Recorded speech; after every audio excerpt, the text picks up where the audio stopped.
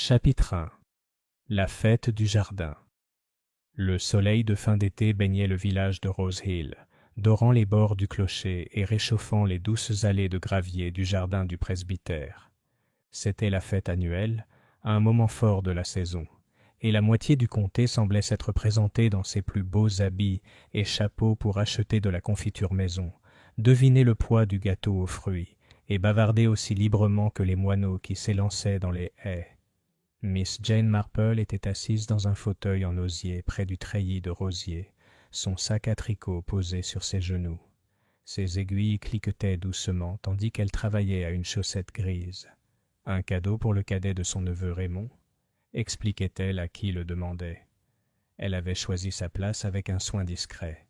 De là, elle pouvait voir la plupart des stands, les buvettes et la foule joyeuse des villageois. Peu de choses dans la vie plaisaient autant à Miss Marple qu'un rassemblement villageois. Les comportements, les petites tensions, les secrets révélés en un regard fugace. La nature humaine, disait-elle toujours, était sensiblement la même à Rose Hill qu'à Rome.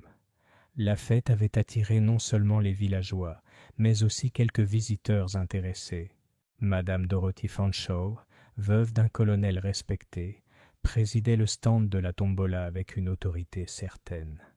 L'épouse du vicaire, Madame Ellison, s'occupait aimablement de l'urne à thé.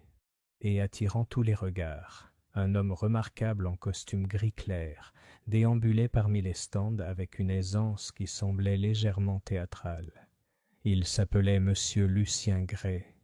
Avait-il présenté avec une gracieuse révérence. Rares étaient ceux qui s'accordaient sur ce qu'il faisait, mais tous s'accordaient à dire que son sourire, éclatant, charmant, et pourtant étrangement figé, le rendait inoubliable.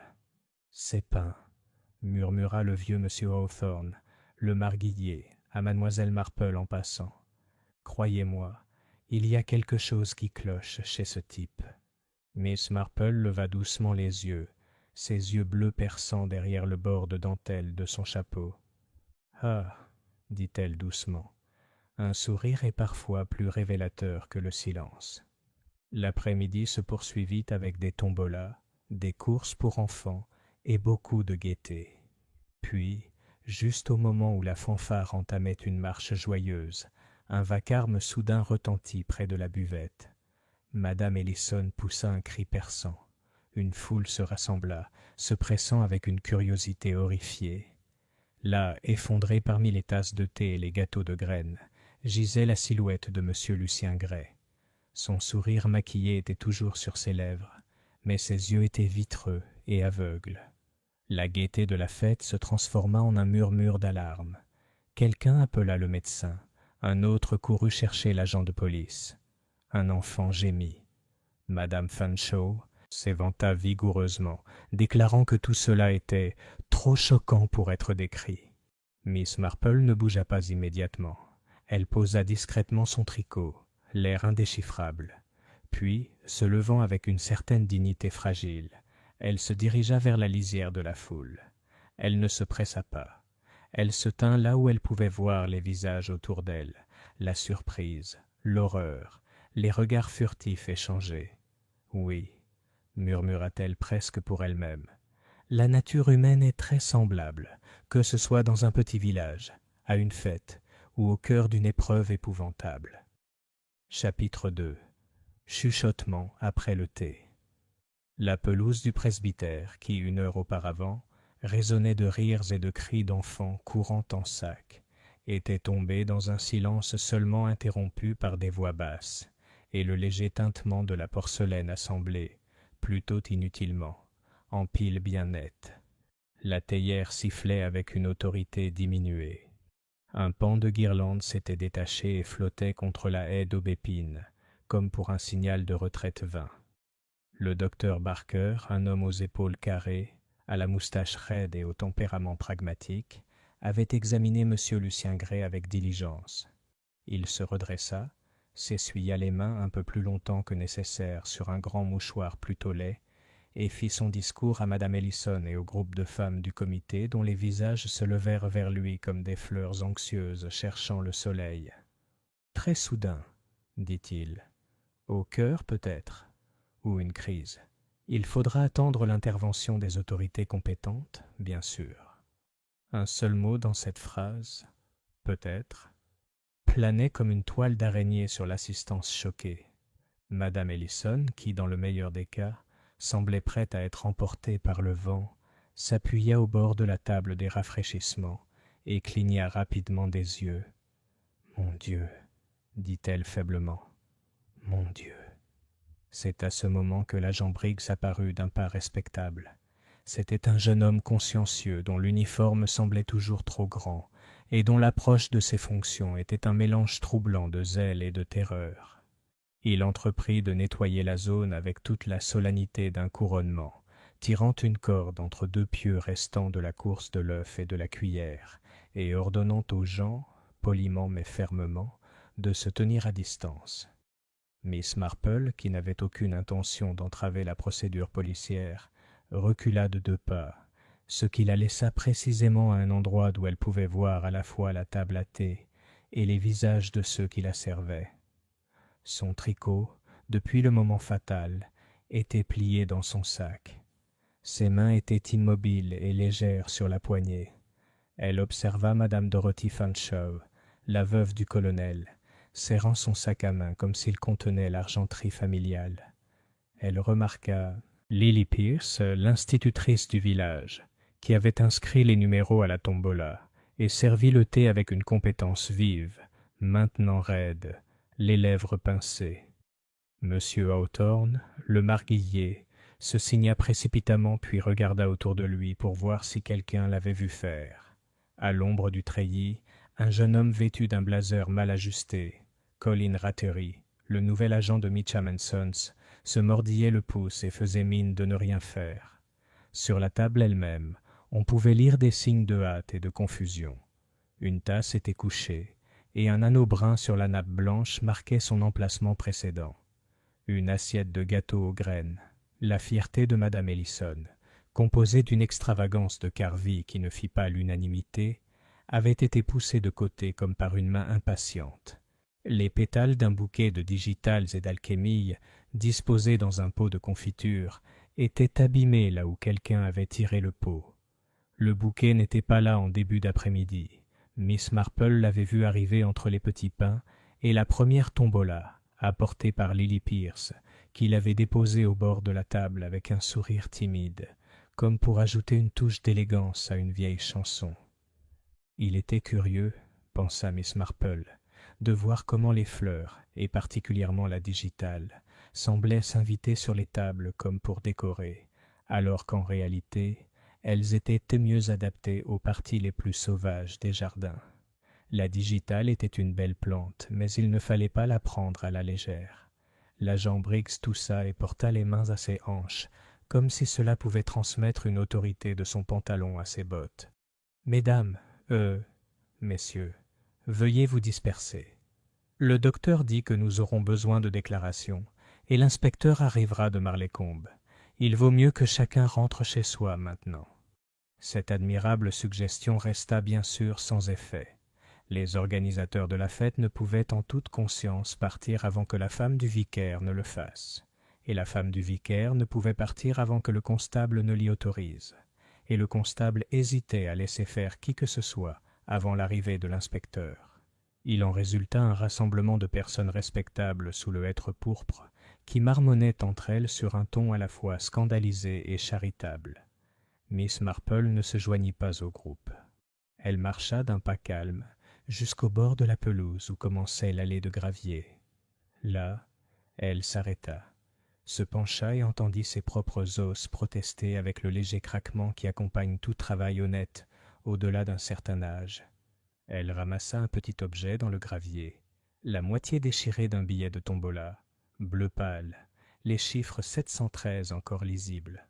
L'autre moitié gisait à 60 centimètres de là, dans l'herbe, accrochée au bord d'un mouchoir blanc. Elle ne le chercha pas.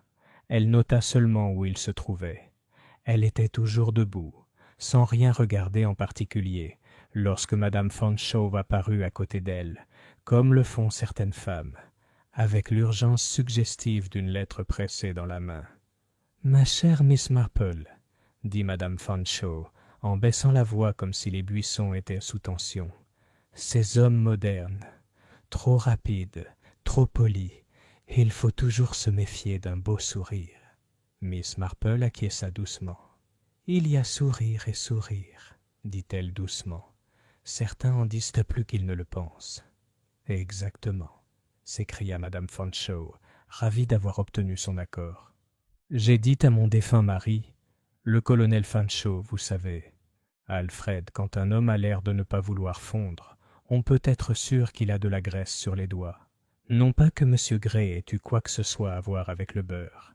Est-il vrai qu'il avait des liens avec le théâtre? Lily Pierce m'a dit l'avoir vu sur les planches londoniennes, et que nous savons ce qu'est la scène. » Miss Marple réfléchit à la question de la scène, qui est peut-être moins un lieu unique qu'une variété de situations humaines se déroulant sous des lumières vives. « J'avais pensé que les manières de M. Gray, dit-elle pensivement, évoquaient davantage les salons d'hôtel. » Madame Fanshawe laissa échapper un petit « qui exprimait à la fois triomphe et désapprobation. « Publicité alors, ou pire, imaginez, mourir à la buvette. On frissonne. Les gens, observa Miss Marple, ont tendance à mourir là où cela leur convient le moins. » Madame Fanshawe cligna des yeux, se demandant si c'était un reproche à sa sensibilité, décida que non, et se lança dans un nouveau flot de conjectures.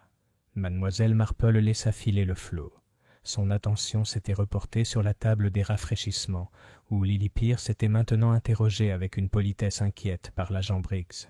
Les cheveux bruns de Lily avaient défrisé sous la chaleur de l'urne. Sa bourse était ouverte à sa taille, révélant une collection de 6 pounds et une liste pliée des membres du comité. Elle parlait par petites touches, les mains remuant. Du thé. Et il a dit qu'il préférait du thé léger. Alors j'ai versé du pichet à côté.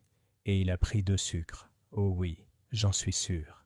Je me souviens avoir vu les pinces tomber. J'étais gêné. Non, je les ai ramassées et essuyées. Monsieur Gray a parlé du soleil et de l'atmosphère théâtrale du village. Non, je ne sais pas exactement ce qu'il voulait dire. Puis il est devenu tout pâle et s'est assis brusquement. Et Madame Ellison a crié. Et... « Merci, mademoiselle, » dit l'agent Briggs, écrivant avec une minutie excessive, comme si les mots pouvaient sauter de la page s'ils n'étaient pas solidement fixés. « Et le sucre, où est-il conservé ?»« Dans le saladier, » dit Lily en pointant du doigt. « Au début, on n'avait que du sucre à pain ordinaire. Puis Madame Ellison a sorti les morceaux parce que c'est plus joli, même si c'est du gaspillage, vraiment. Il venait tout juste de l'épicerie. »« Fraîchement sorti de l'épicier. » Répéta l'agent Briggs, comme si la fraîcheur de l'épicier était un concept dont il fallait se méfier. Le docteur Barker s'éclaircit la gorge avec ce qui, chez certains hommes, aurait été une menace. « Briggs, dit-il, il vaut mieux couvrir l'urne et les coupes. Je ne veux pas être mélodramatique, mais je ne suis pas tranquille. » Il jeta un coup d'œil à cet instant à Miss Marple, puis détourna le regard. Un petit hommage rendu, peut-être inconsciemment, à quelqu'un dont l'instinct ne l'avait pas trahi par le passé. Madame Ellison s'était avancée de nouveau, avait trouvé un peu de calme dans sa propre cuisine grâce à un verre d'eau, et s'était maintenant exprimée avec une autorité douce.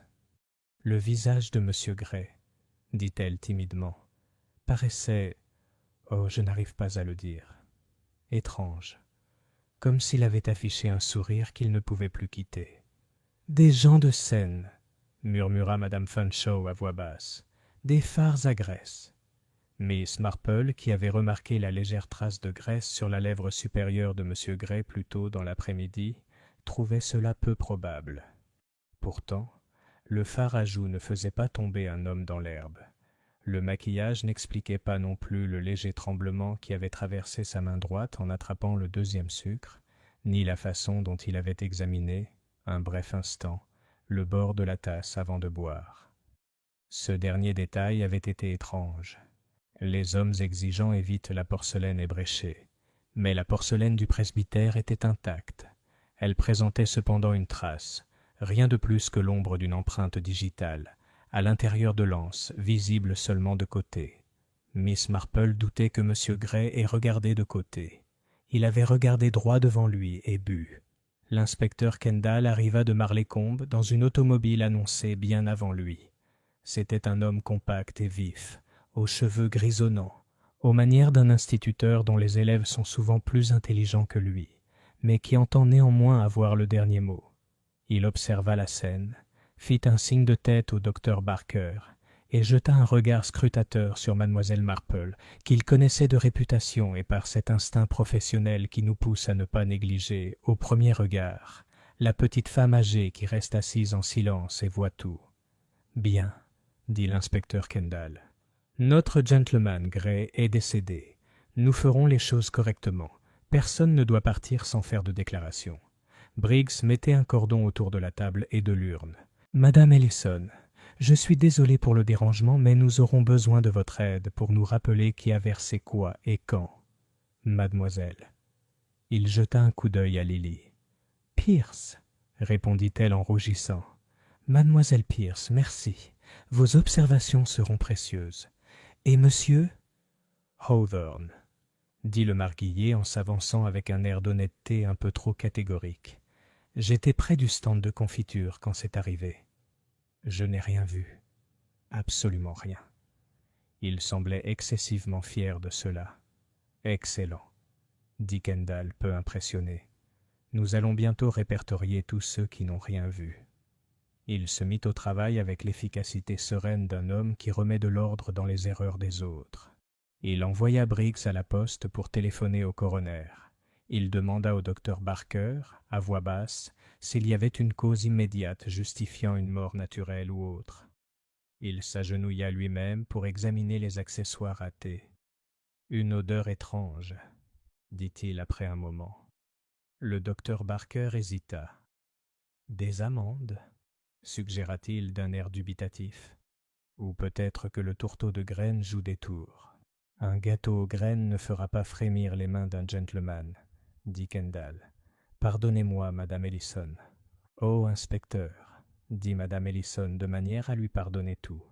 Miss Marple ne s'immisça pas. Elle avait un profond respect pour les voies naturelles. Pourtant, les voies naturelles, aussi naturelles soient-elles, traversent souvent un paysage habité par les humains. Et c'est le paysage qu'elle comprenait.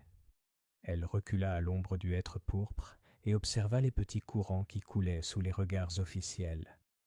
Colin Rattery, le nouvel agent, portait des chaussures très propres, mais sur la semelle gauche se trouvait un morceau d'argile séchée, de cette couleur rougeâtre que l'on trouve parfois sur le sentier en contrebas, près du ruisseau de Willowbrook.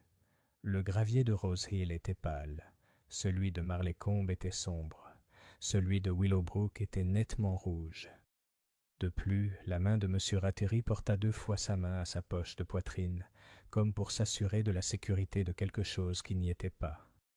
À chaque fois, ses doigts rencontrèrent du tissu et s'envolèrent, insatisfaits.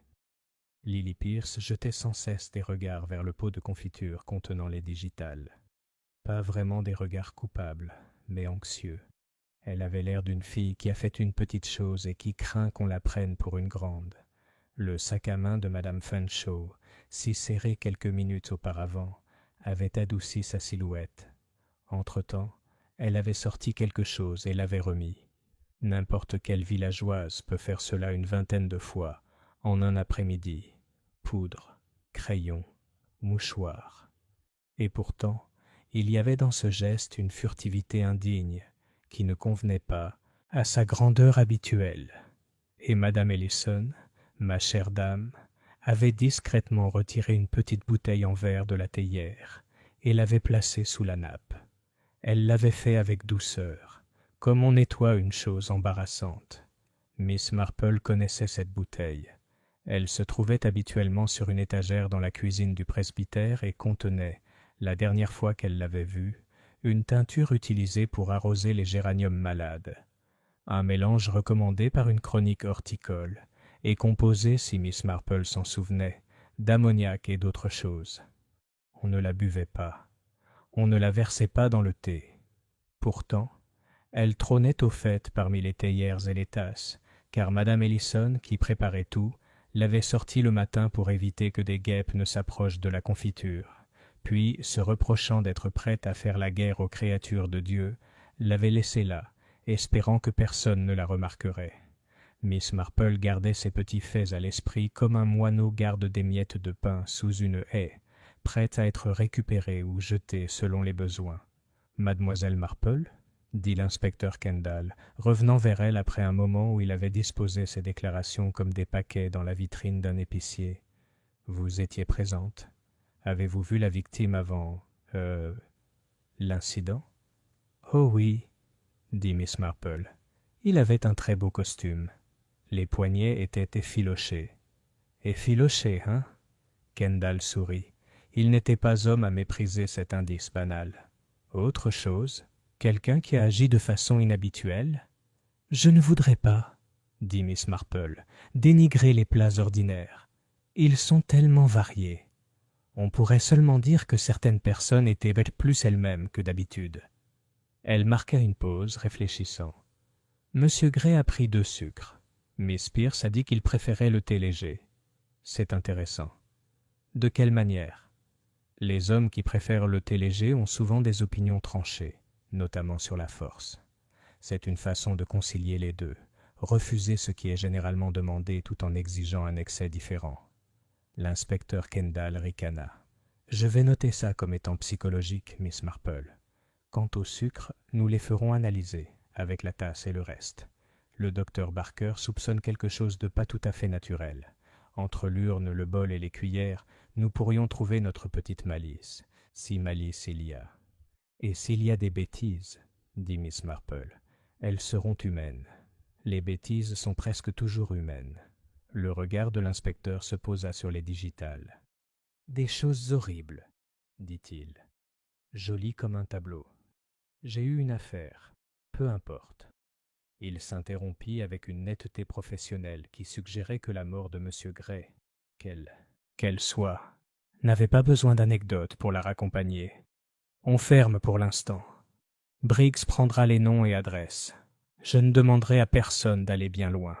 Le vicaire et sa femme veillèrent à la dispersion avec une douceur qui fit rougir les gens de s'attarder.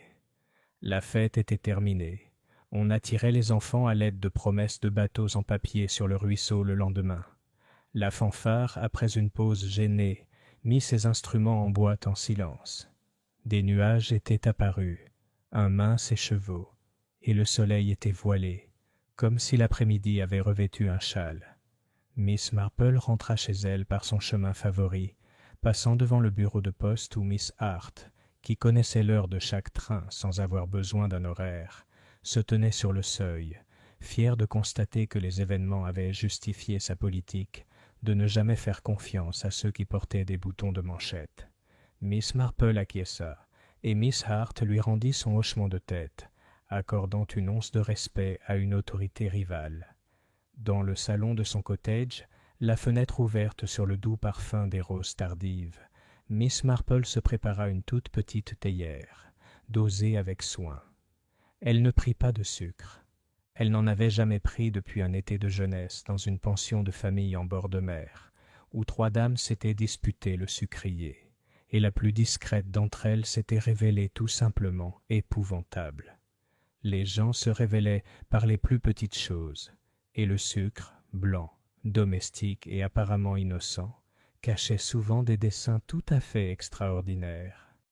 Elle s'assit, reprit son tricot, et laissa l'après-midi se dérouler dans ses souvenirs. Il y avait le sourire de M. Gray, ainsi nommé par M. Hawthorne, peint, et peut-être à plus d'un titre l'avait-il été. Elle avait remarqué, lorsqu'il s'était approché du stand de la tombola, une faible lueur poudreuse le long de sa mâchoire, et sur sa tempe, juste sous les cheveux, une trace comme si un doigt avait effleuré quelque chose qui ne voulait pas disparaître complètement. Les hommes utilisaient de parfois ce genre de procédé, une touche de poudre pour atténuer la brillance estivale, un léger assombrissement des cheveux. Les acteurs, bien sûr. Mais M. Gray n'avait rien du texte répété. Il avait l'assurance naturelle d'un homme qui avait exercé son charme jusqu'à ce qu'il ne lui demande plus aucun effort. Et pourtant, il avait regardé à 2 reprises Colin Rattray, le nouvel agent, comme s'il cherchait confirmation. Rattray avait évité son regard, non pas qu'il fût coupable de quoi que ce soit en particulier, mais parce qu'il était le genre de jeune homme à vouloir éviter tout ce qui pourrait s'avérer gênant. Les agents du genre de Gideon dans les villages de campagne étaient, d'après l'expérience de Miss Marple, remarquablement semblables aux curés, tout nerveux jusqu'à ce que quelque chose les pousse à la folie. Puis, eh bien, alors on en subissait les conséquences. Il y avait aussi Lily Pierce, qu'on avait remarqué, car les yeux de Miss Marple observaient comme des fleurs respirées, ranger précipitamment sa liste à l'approche de M. Gray. Elle avait été flattée par lui plus tôt dans la journée, c'était évident, et en retour, elle s'était montrée un peu acerbe envers Colin Rattray, lorsque celui-ci l'avait taquinée à ce sujet par le timide de la noix de coco. Ce n'était pas un triangle amoureux, c'était plutôt l'ébauche d'un de ces schémas campagnards où les bonnes personnes butent sur leurs propres espoirs. Miss Marple termina le talon de la chaussette et compta, avec de petits clics de satisfaction, jusqu'à l'endroit où le gousset commencerait. Puis elle se leva, remit la théière sur le plateau et se dirigea vers le petit hall, où son téléphone était rangé sous un apron de dentelle. Après une brève lutte avec le cadran, les téléphones, comme les hommes, exigent de la patience, elle appela le presbytère et demanda des nouvelles de Madame Ellison. « Ma chère, je vais très bien, » dit Madame Ellison, qui semblait ne pas l'être. « L'inspecteur Kendall est toujours là, un homme si gentil. Il m'a interrogé sur les sucres. Je lui ai dit que nous les avions reçus de M. Pettigrew. Il envoie quelqu'un chercher la boîte. » « La boîte ?» demanda doucement Miss Marple. « Oui, l'épicier les a envoyés dans une boîte, tu sais, et je les ai vidés dans le bol en verre. Mais la boîte est toujours dans le garde-manger parce que j'ai pensé qu'elle pourrait être utile pour les boutons. On a toujours besoin d'une boîte pour les boutons. Quelle idée idiote, à un moment pareil. »« Ce n'est pas bête du tout, » dit Miss Marple. « Gardez-le précieusement pour l'inspecteur. »« Je le ferai, mademoiselle Marple. » Madame Ellison hésita. Lily est terriblement bouleversée. Je n'aime pas poser la question, mais si vous aviez un moment. Je passerai, dit Miss Marple. Demain matin, ça ira, n'est-ce pas? Une nuit de sommeil remet les choses en ordre. Lorsqu'elle raccrocha le combiné, Miss Marple resta immobile, songeuse. Puis elle se dirigea vers le petit nombre de livres sur l'étagère de son salon consacré au jardin. Pas les jolis, mais les volumes censés, aux noms latins et aux avertissements. Elle en ouvrit un à Digitalis Purpurea et lut un paragraphe, les lèvres légèrement remuées, comme si elle goûtait les mots. Elle ne fronça pas les sourcils. Elle ne sourit pas. Elle referma le livre, le remit sur l'étagère et alla tirer ses rideaux pour se protéger du crépuscule. Dehors, le village s'apaisa avec son économie sonore habituelle. Une charrette sur le chemin, l'aboiement lointain d'un chien, une horloge sonnant l'heure avec la calme insistance d'une vérité qui n'exigeait aucune croyance. Dans une chaumière, une radio murmurait un orchestre. Dans une autre, une bouilloire chantait. La vie continuait, comme toujours. Mais là où la vie continue, les murmures s'accumulent. Au Blue Hart, Madame Price-White informa le propriétaire que M. Gray avait tenté de lui vendre un abonnement à un club londonien, si l'on peut imaginer une telle chose, et qu'elle lui avait fermement affirmé ne pas aimer les clubs. M. Hawthorne, sirotant sa bière, assura à qui voulait l'entendre que M. Gray avait été l'un de ceux-là, et que le Tout-Puissant avait des moyens de les gérer. Le cornettiste de l'orchestre raconta avoir vu un homme prendre cette couleur lors d'un match de boxe et qu'il y avait eu du poison dans ce cas, si on le lui demandait. Personne ne l'avait fait, tandis que Madame Pettigrew, de l'épicier, affirma n'avoir jamais vu un tel scandale pour un simple malaise, et que l'homme se lèverait probablement, s'en irait, et leur montrerait à tous leurs bêtises. Il ne se leva pas. Il ne pouvait plus marcher. À minuit, la nouvelle officielle était tombée. Monsieur Lucien Gray était décédé, et certains objets de la fête, l'urne, la coupe, le sucrier, avaient été récupérés pour examen. Le presbytère, rangé avec une précision douloureuse, dormait. Miss Marple resta sans sommeil pendant un certain temps. Assise dans son fauteuil, les pieds sur le pare-choc moelleux, elle observait la lente rougeur des braises. Elle pensait aux hommes qui entraient dans les villages et les charmaient. et aux femmes qui se croyaient insensibles au charme et qui ne l'étaient pas. Elle pensait au digital dans les pots de confiture et aux billets de tombola dans le gravier. Elle se souvenait d'un chimiste de St. Mary Mead, il y a longtemps, et d'une série de pastilles contre la toux qui n'étaient pas ce qu'elles semblaient être. Elle se souvenait aussi de Raymond, enfant, trichant au jeu de table la conscience tranquille et expliquant, lorsqu'il était pris, que cela faisait simplement partie du jeu. La malice, pensait-elle, était toujours humaine. Lorsqu'elle se leva enfin pour se coucher, elle s'arrêta devant le miroir et contempla son visage aux traits doux et insignifiants. Il n'y avait là aucun sourire maquillé, seulement l'amusement sincère d'une femme qui a vu assez de folie pour n'en être ni dédaigneuse ni surprise. « Voilà, Jane, » se dit-elle très doucement, « on verra bien. » Et si l'on avait écouté très attentivement à l'extérieur du chalet cette nuit-là, on aurait pu entendre le murmure de ses rideaux, le clic du loquet, puis le long silence pensif d'un esprit posant ses petits pièges, non pas pour les souris, ni pour la méchanceté dans l'abstrait, mais pour les petits actes stupides et ordinaires, à partir desquels la méchanceté est tissée. Chapitre 3. Spéculation villageoise. Le matin arriva à Rose Hill avec une fraîcheur humide, de celles qui donnent au jardin un aspect fraîchement repeint et font siffler le laitier pour sa tournée.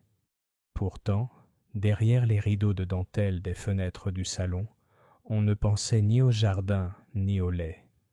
On pensait à M. Lucien Gray et à la question de savoir si sa mort subite lors de la fête avait été naturelle ou non. À 8h30, les rumeurs allaient du bon train. Madame Price White, qui se targuait d'être la première au courant de tout événement, raconta à sa femme de chambre avec une grande solennité que le monsieur avait l'air étranger, et les choses étrangères comportent toujours un brin de danger. La femme de chambre répéta cela chez le boulanger, où, au fil du récit, cela devint une histoire de poudre mystérieuse contenue dans des étuis à cigarettes. Lorsque la nouvelle parvint au marché de Marleycombe, M. Gray était déjà un espion, un escroc aux cartes et un aristocrate ruiné, selon l'étalage qu'on lui interrogeait. Miss Marple, se promenant matinalement devant le cimetière, ne prit la peine de corriger personne. Elle salua Miss Hart à la poste avec sa courtoisie habituelle et acheta des timbres à 2 pennies. Miss Hart se pencha par-dessus le comptoir et murmura « Croyez-moi, Miss Marple, il s'avérera qu'il n'était pas celui qu'il prétendait être. Les Londoniens ne le sont jamais. Je ne serais pas étonné qu'il ait déjà été marié. La bigamie, voilà ce que ça évoque pour moi. » « La bigamie » dit doucement Miss Marple en glissant les timbres dans son sac à main, a tendance à laisser une odeur désagréable. À la même heure, l'inspecteur Kendall avait installé son quartier général provisoire dans la petite pièce du presbytère, habituellement utilisée pour les répétitions de la chorale. Une table à tréteaux contenait les accessoires de thé incriminés, désormais soigneusement couverts et étiquetés. L'agent Briggs, les oreilles rouges d'importance, se promenait avec son carnet. L'inspecteur avait déjà expédié le sucrier, la tasse à thé et l'urne à Marleycombe pour analyse. Le docteur Barker, convoqué à nouveau ce matin-là, avait exprimé son opinion avec plus de fermeté que la veille. « Ce n'était pas son cœur, dit-il, à moins que les cœurs ne se soient soudain mis à sentir légèrement l'amande amère. Je suis prêt à parier que c'était du poison. De la digitale, peut-être. Nous le saurons bien assez tôt. » Le mot poison, le vent volait autour du village, comme porté par des moineaux. Il y avait la fraîcheur palpitante d'un roman lu à voix haute par une nuit d'hiver. Que M. Gray ait été empoisonné, à la fête du presbytère, rien de moins, conférait à l'affaire une sorte de charme sombre. Mais la suspicion était une chose inconfortable, et les villageois, bien que fascinés, ont commencé à faire soigneusement la distinction entre ceux qui auraient pu avoir cette chance et ceux qui n'en avaient certainement pas eu. Madame Fanshawe, par exemple, déclarait à qui voulait l'entendre qu'elle n'avait pas approché l'urne à thé de tout l'après-midi. « J'étais occupée à la tombola, » insistait-elle, « à récolter une somme considérable pour le toit de l'église. Demandez à qui veut bien le demander. Elle le répétait si souvent qu'en milieu de matinée, plusieurs personnes se demandaient pourquoi elle le jugeait nécessaire. Lily Pierce, la pauvre fille, fut accueillie par de nombreux murmures.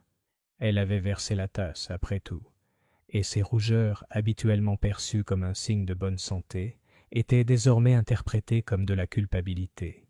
Madame Price-White confia à son partenaire de bridge que Lily lui avait toujours semblé être du genre nerveux.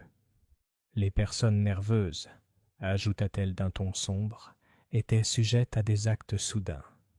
Colin Rattray, l'agent immobilier, se tenait à l'écart des conversations publiques, mais son absence fut remarquée. Il s'est éclipsé à Marleycombe, remarqua M. Hawthorne d'un air entendu. Quand un homme s'éclipse, c'est généralement parce qu'il a quelque chose à cacher. Pendant ce temps, Miss Marple avait été invitée à prendre le thé par Madame Ellison, avide de réconfort et de réconfort. Elle arriva au presbytère juste à 11 heures, portant un petit bouquet de roses tardives. Madame Ellison, pâle mais d'une hospitalité palpitante, versa le thé de ses mains qui tremblaient à peine. « C'est épouvantable, Miss Marple, tout simplement épouvantable. Dire « un homme assis là un instant et parti l'instant d'après, et mon jardin ». Les tragédies, dit doucement Miss Marple, choisissent rarement leur décor avec convenance. Madame Ellison soupira. L'inspecteur a été très gentil, même si bien sûr c'est assez perturbant d'avoir des policiers partout. Ils ont même fouillé le garde-manger ce matin. Elle hésita. Ils ont aussi emporté le pot de sucre.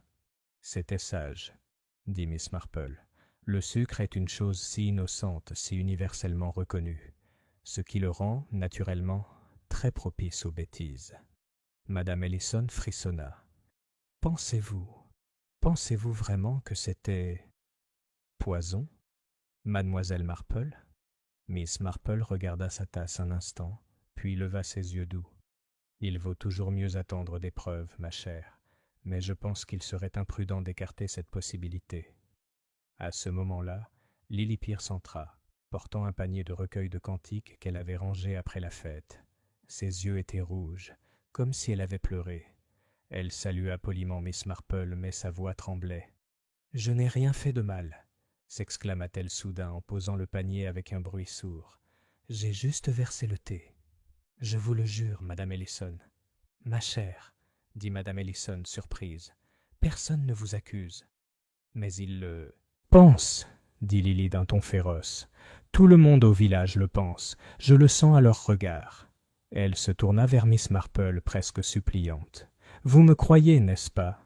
Miss Marple la regarda avec bienveillance. « Croire est un mot bien fort, ma chère. Mais je ne pense pas que vous soyez le genre de fille à verser du poison dans la coupe d'un homme. La vraie question est, y avait-il du poison? Avant-tu à verser le thé ou après ?»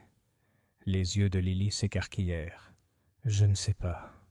Je ne sais rien. » Miss Marple tendit la main et la tapota avec la douceur d'une grand-mère. « Ne vous inquiétez pas. Rares sont ceux qui connaissent l'intégralité d'une chose. Ce sont les petits fragments que chacun remarque qui, une fois assemblés, forment une image. » Dehors, l'horloge de l'église sonnait le quart d'heure. La vie à Rose Hill continuait. Les poules gloussaient dans les jardins, les charrettes roulaient dans la rue principale et les enfants couraient en riant dans la verdure. Pourtant, sous tout cela, un malaise régnait. Quelqu'un au village, un Rose Hill respectable et ordinaire, avait glissé du poison dans une tasse de thé. Et Miss Marple, bien que silencieuse et modeste comme toujours, avait déjà commencé à en ramasser les fragments. Chapitre 4. L'inspecteur Kendall prend les choses en main. L'inspecteur Kendall était convaincu qu'il fallait commencer fermement. Un village, il le savait, pouvait fourmiller de rumeurs comme des abeilles dérangées dans leurs ruches. Le seul moyen d'apaiser ce bourdonnement était d'imposer une procédure ordonnée. Ainsi, le lendemain matin de la fête, il s'installa au salon du presbytère, une petite pièce tapissée de livres, où flottait une légère odeur de cirage et de livres de cantiques, et commença à recueillir les dépositions. Miss Marple avait été invitée à servir le thé à l'inspecteur et à la femme du vicaire pendant qu'ils travaillaient, une tâche qu'elle accomplit avec sa grâce habituelle. Assise près de la cheminée, Son tricotant, son regard doux et attentif, elle ne s'immisçait jamais, ne s'immisçait jamais. Pourtant, Kendall, qui avait déjà eu affaire à elle, savait pertinemment que son silence garantissait que rien ne manquait. Madame Dorothy Fanshawe. La première à être interrogée fut Madame Fanshawe. Elle entra avec une dignité outragée, son sac à main serré contre elle. « Je ne comprends pas pourquoi je suis ici, inspecteur, » déclara-t-elle aussitôt. « J'ai passé tout l'après-midi à la tombola, pour récolter des fonds pour le toit de l'église, comme chacun sait. Une somme considérable d'ailleurs. Si vous voulez les chiffres, je les ai ici. » Elle commença à fouiller dans le sac à main d'un geste professionnel. « Merci, madame, » dit Kendall d'un ton neutre. « Mais ce que vous avez observé chez M. Gray m'intéresse. » Madame Fanshawe pinça les lèvres. « Observé ? Seulement qu'il avait des manières ostentatoires. Trop guindées à mon avis. Je me suis toujours méfié du charme. C'est le refuge des hommes qui n'ont rien de mieux à offrir. » Et au moment de son effondrement, « J'étais encore à la tombola, » répondit-elle vivement. « J'ai entendu Madame Ellison crier. Je me suis précipité, bien sûr, mais à ce moment-là, c'était la confusion. Je ne me suis pas approché de la table à thé. » Les aiguilles de Miss Marple claquaient doucement. Elle ne leva pas les yeux, mais se souvenait très bien que Madame Fanshawe se tenait non loin des rafraîchissements lorsque la fanfare entama sa marche. La mémoire de cette dame, semblait-il, était aussi sélective que son sac à main. Lily Pierce. Puis vint Lily Pierce. La pauvre fille était pâle, les mains crispées nerveusement. Elle répondit aux questions de l'inspecteur avec l'empressement sincère de quelqu'un qui aspire à être cru. « Oui, j'ai servi le thé. » Léger comme il l'avait demandé. 2 morceaux de sucre. Il m'a remercié très poliment. Je n'ai rien remarqué d'anormal, sauf... Elle hésita, jetant un coup d'œil à Miss Marple. « Sauf quoi ?» insista Kendall. Les joues de Lily se colorèrent. Seulement, il regarda la tasse d'un air étrange avant de boire, comme s'il avait presque eu l'intention de ne pas le faire. Kendall griffonna dans son carnet. « Et tu n'as rien vu d'inhabituel ?»« Non, inspecteur, vraiment. »« Très bien. Vous pouvez y aller, mais restez disponible. » Une fois parti, Kendall grogna. Les jeunes femmes sont souvent perturbées. La moitié du temps, elles inventent des détails qu'elles imaginent après coup. Miss Marple toussa doucement. Ou parfois, inspecteur, ils se souviennent précisément de ce que les autres oublient. Kendall lui lança un regard en coin. Il savait qu'il valait mieux ne pas la laisser partir. Colin Ratery. Le témoin suivant était Colin Ratery, le jeune agent immobilier. Il entra d'un pas assuré, même si son regard se porta une fois sur les couverts à thé. « Je connaissais à peine ce type, » dit-il en haussant les épaules. « Je l'ai vu discuter avec plusieurs personnes, dont Madame Fanshawe. Je n'ai pas beaucoup apprécié ses manières. Trop curieux, vraiment. Il m'a posé beaucoup de questions sur qui possédait quoi dans le coin. Il m'a dit qu'il envisageait d'investir. »« Tu lui as servi du thé ?» demanda Kendall. « Non. Je ne me suis pas approché de la table. J'étais presque toujours à la table de la noix de coco. »« Seul ? Eh bien non. J'étais avec certains d'entre eux de temps en temps. Tu peux leur demander. » Miss Marple, écoutant en silence, se souvint de l'avoir vu près du treillis au moment où M. Gray s'était effondré, le pouce pressé anxieusement contre sa bouche. Elle ne dit rien. Ce n'était pas nécessaire. Monsieur Hawthorne, le marguillier, arriva le dernier. Il fit montre d'une grande honnêteté, déclarant aussitôt n'avoir rien vu du tout. « J'étais au stand de confiture quand c'est arrivé, » a-t-il dit, « et s'il y a une chose dont je suis fier, inspecteur, c'est de m'occuper de mes affaires. Je n'ai jamais mis mon nez dedans. Jamais. » Miss Marple laissa son tricot s'arrêter une seconde. Monsieur Hawthorne, de longue date, n'avait jamais été vu s'occuper de ses affaires plus de 3 minutes d'affilée. Cette déclaration catégorique suggérait qu'il en avait vu bien plus qu'il ne voulait l'admettre. La conclusion de l'inspecteur. Une fois les témoins partis, Kendall s'est adossé à sa chaise et a tapoté son crayon. « Eh bien, Miss Marple, c'est bien ce que je pensais. Le poison, si poison il y en a dû être introduit à la table du thé. Miss Pierce a versé la tasse, mais le sucrier est la source la plus probable. Cela réduit la piste. N'importe qui aurait pu le manipuler avant ou pendant la fête. Tout à fait, répondit Miss Marple d'un ton doux. Le sucre est un produit tellement démocratique. Kendall rit doucement. Vous avez bien dit les choses, madame. Mais je pense que nous trouverons bientôt notre coupable. Les gens sont négligents avec le poison. Ils laissent des traces. C'est la science, et non la psychologie, qui résoudra cette affaire. Miss Marple inclina la tête, l'air réservé. Pourtant, elle retourna mentalement les fragments qu'elle avait rassemblés. Le billet de tombola dans le gravier, les digitales dans le pot de confiture, les poignets effilochés de l'élégant costume de M. Gray. La science pouvait révéler la substance contenue dans la tasse de thé, mais seule la nature humaine révélerait qui l'avait placée là. Et pourquoi? Chapitre 5. Le mauvais suspect. Les journaux du matin n'ont rapporté que le compte-rendu le plus bref de la tragédie de Rose Hill. Mort subite, lors d'une fête de village. Un homme s'effondre après avoir pris des rafraîchissements. Il n'était pas question de poison, seulement les témoignages habituels de sympathie et la note indiquant que l'affaire fait l'objet d'une enquête policière. Mais à Rose Hill même, le mot avait déjà pris racine. Lorsque Miss Marple se rendit chez l'épicier ce matin-là, l'air était chargé d'une certitude murmurée. Madame Pettigrew, qui mesurait le thé derrière le comptoir, se pencha vers elle avec confiance. « Bien sûr que c'était cette fille Pierce, Miss Marple.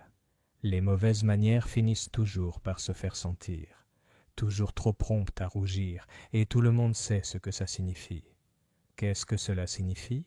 demanda Miss Marple avec un regard doucement interrogateur. « Eh bien, la culpabilité naturellement. » Miss Marple paya son thé, accepta la monnaie et ne dit rien. Elle savait pertinemment qu'une rougeur soudaine était aussi souvent le signe de l'innocence que de la culpabilité. La résolution de l'inspecteur, Kendall. Au presbytère, l'inspecteur Kendall se montra moins prudent. Le laboratoire de Marleycombe avait confirmé la présence de digitaline dans la tasse de thé, la substance même que le docteur Barker soupçonnait. La dose, bien que faible, était suffisante pour arrêter le cœur d'un homme. « C'est clair, » dit Kendall à l'agent Briggs. « Le poison était dans la tasse ou dans le sucre. Mademoiselle Pierce a versé le thé et y a ajouté les morceaux de sucre. Le moyen, l'occasion, l'acte lui-même, tout est de sa faute. C'est une affaire aussi simple que possible. » Briggs hocha la tête solennellement, même si son crayon tremblait légèrement en écrivant. « Et le motif, monsieur ?» Kendall fronça les sourcils. « C'est ça qui ne me plaît pas. On n'a pas encore de mobile, mais on n'empoisonne pas des inconnus sans raison. » Briggs, dont l'esprit fonctionnait sur des lignes simples, suggéra « Peut-être l'a-t-il insulté, monsieur ?» Kendall rejeta la question d'un grognement. « On va enquêter sur ses antécédents. Sa famille, ses amis, ses liens avec quelqu'un.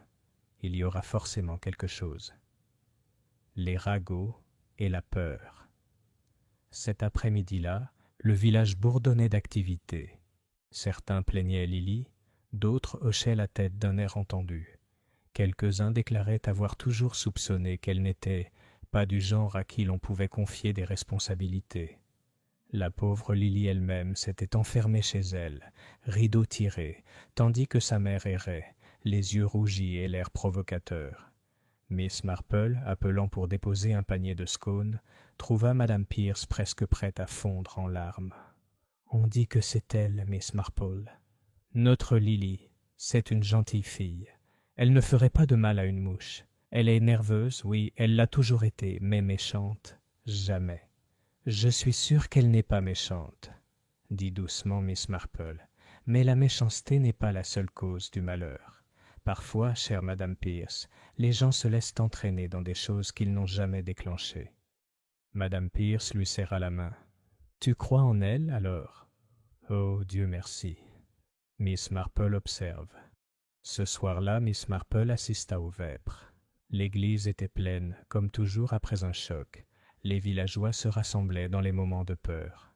Elle remarqua comment la congrégation se divisait par petites divisions révélatrices. Madame Fanshawe s'agenouilla avec un air de dévotion exagérée, ses lèvres s'agitant rapidement au fil des prières. M. Hawthorne toussa plusieurs fois, chacune résonnant dans la nef comme pour rappeler sa présence à tous. Colin Rattray était assis, raide, sur le troisième banc, évitant le regard de la famille de Lily Pierce. Pendant le cantique, le regard de Miss Marple erra. Elle remarqua une chose curieuse. Le sac à main de Madame Fanshawe, posé sur le banc à côté d'elle, portait une légère trace de quelque chose de pâle sur le fermoir. Du sucre peut-être? Ou de la farine de cuisine? C'était facile à expliquer, bien sûr. Et pourtant, après la cérémonie, on vit Colin Rattray partir précipitamment, le pas inégal, son regard par-dessus son épaule trahissant une conscience troublée. Miss Marple, qui l'avait observé près du treillis le jour de la fête, repensa au coin d'argile rouge sur sa chaussure. L'inspecteur agit. Le lendemain matin, l'inspecteur Kendall arriva au cottage Pierce. Son attitude était grave mais ferme. « Mademoiselle Pierce, dit-il, je dois vous demander de m'accompagner à Marleycombe pour un interrogatoire plus approfondi. Je regrette cette exigence, mais vous avez été la dernière à servir le défunt. Tant que l'affaire n'est pas éclaircie, les soupçons pèsent naturellement sur vous. » Lily haleta, les mains tremblantes. « Mais je n'ai pas pu. » Sa mère s'accrochait à elle. « Elle est innocente, inspecteur. Vous verrez tous. » Miss Marple, qui s'était approchée tranquillement au moment où l'inspecteur parlait, posa doucement une main sur le bras de Madame Pierce. « Courage, ma chère. La vérité a le don de s'imposer, même si parfois il faut de la patience. Et n'oublions pas que ce qui paraît naturel n'est pas toujours vrai, et que ce qui paraît impossible est souvent négligé. » L'inspecteur Kendall lui adressa un sourire mi-grimace. « Vous êtes toujours très délicate, Miss Marple. Mais la loi ne repose pas sur la délicatesse. Nous devons agir sur la base des faits. »« En effet, » dit Miss Marple, « et pourtant les plus petits faits sont parfois les plus trompeurs. » Tandis que Lily était emmenée, le village observait la scène dans un silence stupéfait. Certains murmuraient que justice était faite. D'autres, moins sûrs, se demandaient si le véritable meurtrier circulait encore librement parmi eux. Miss Marple, le regard pensif, retourna lentement à son cottage. Elle avait vu quelque chose, ou peut-être plusieurs choses, qui ne collectaient pas. Le sourire peint de M. Gray, les digitales dans le pot de confiture, le billet de tombola sur le gravier. Non, pense-t-elle, Lily Pierce n'était pas la réponse. La vérité l'attendait toujours, discrètement cachée dans les replis de la vie du village. Chapitre 6. Les secrets sous la surface. L'arrestation de Lily Pierce a bien plus perturbé Rose Hill que la mort de M. Gray elle-même. La mort d'un inconnu lors d'une fête était un événement sensationnel, certes, mais une villageoise accusée d'empoisonnement. C'était personnel. Cela touchait chaque foyer, chaque conversation. En milieu de semaine, les rumeurs s'étaient huées en théorie. Chez le boulanger, Madame Price White déclara que Lily s'était laissée égarer par des idées romantiques et avait empoisonné M. Gray par passion. À la forge, M. Carter jura avoir vu Lily et Gray en pleine conversation près du portail la veille de la fête. L'histoire se répandit à une vitesse alarmante, distillant des détails et en alimentant de nouveaux, jusqu'à ce que les rougeurs de Lily soient unanimement citées comme la preuve d'une passion coupable. Miss Marple écoutait poliment chaque histoire, sans jamais la contredire, se contentant de ranger les bribes comme une ménagère économe qui garde ses bricoles.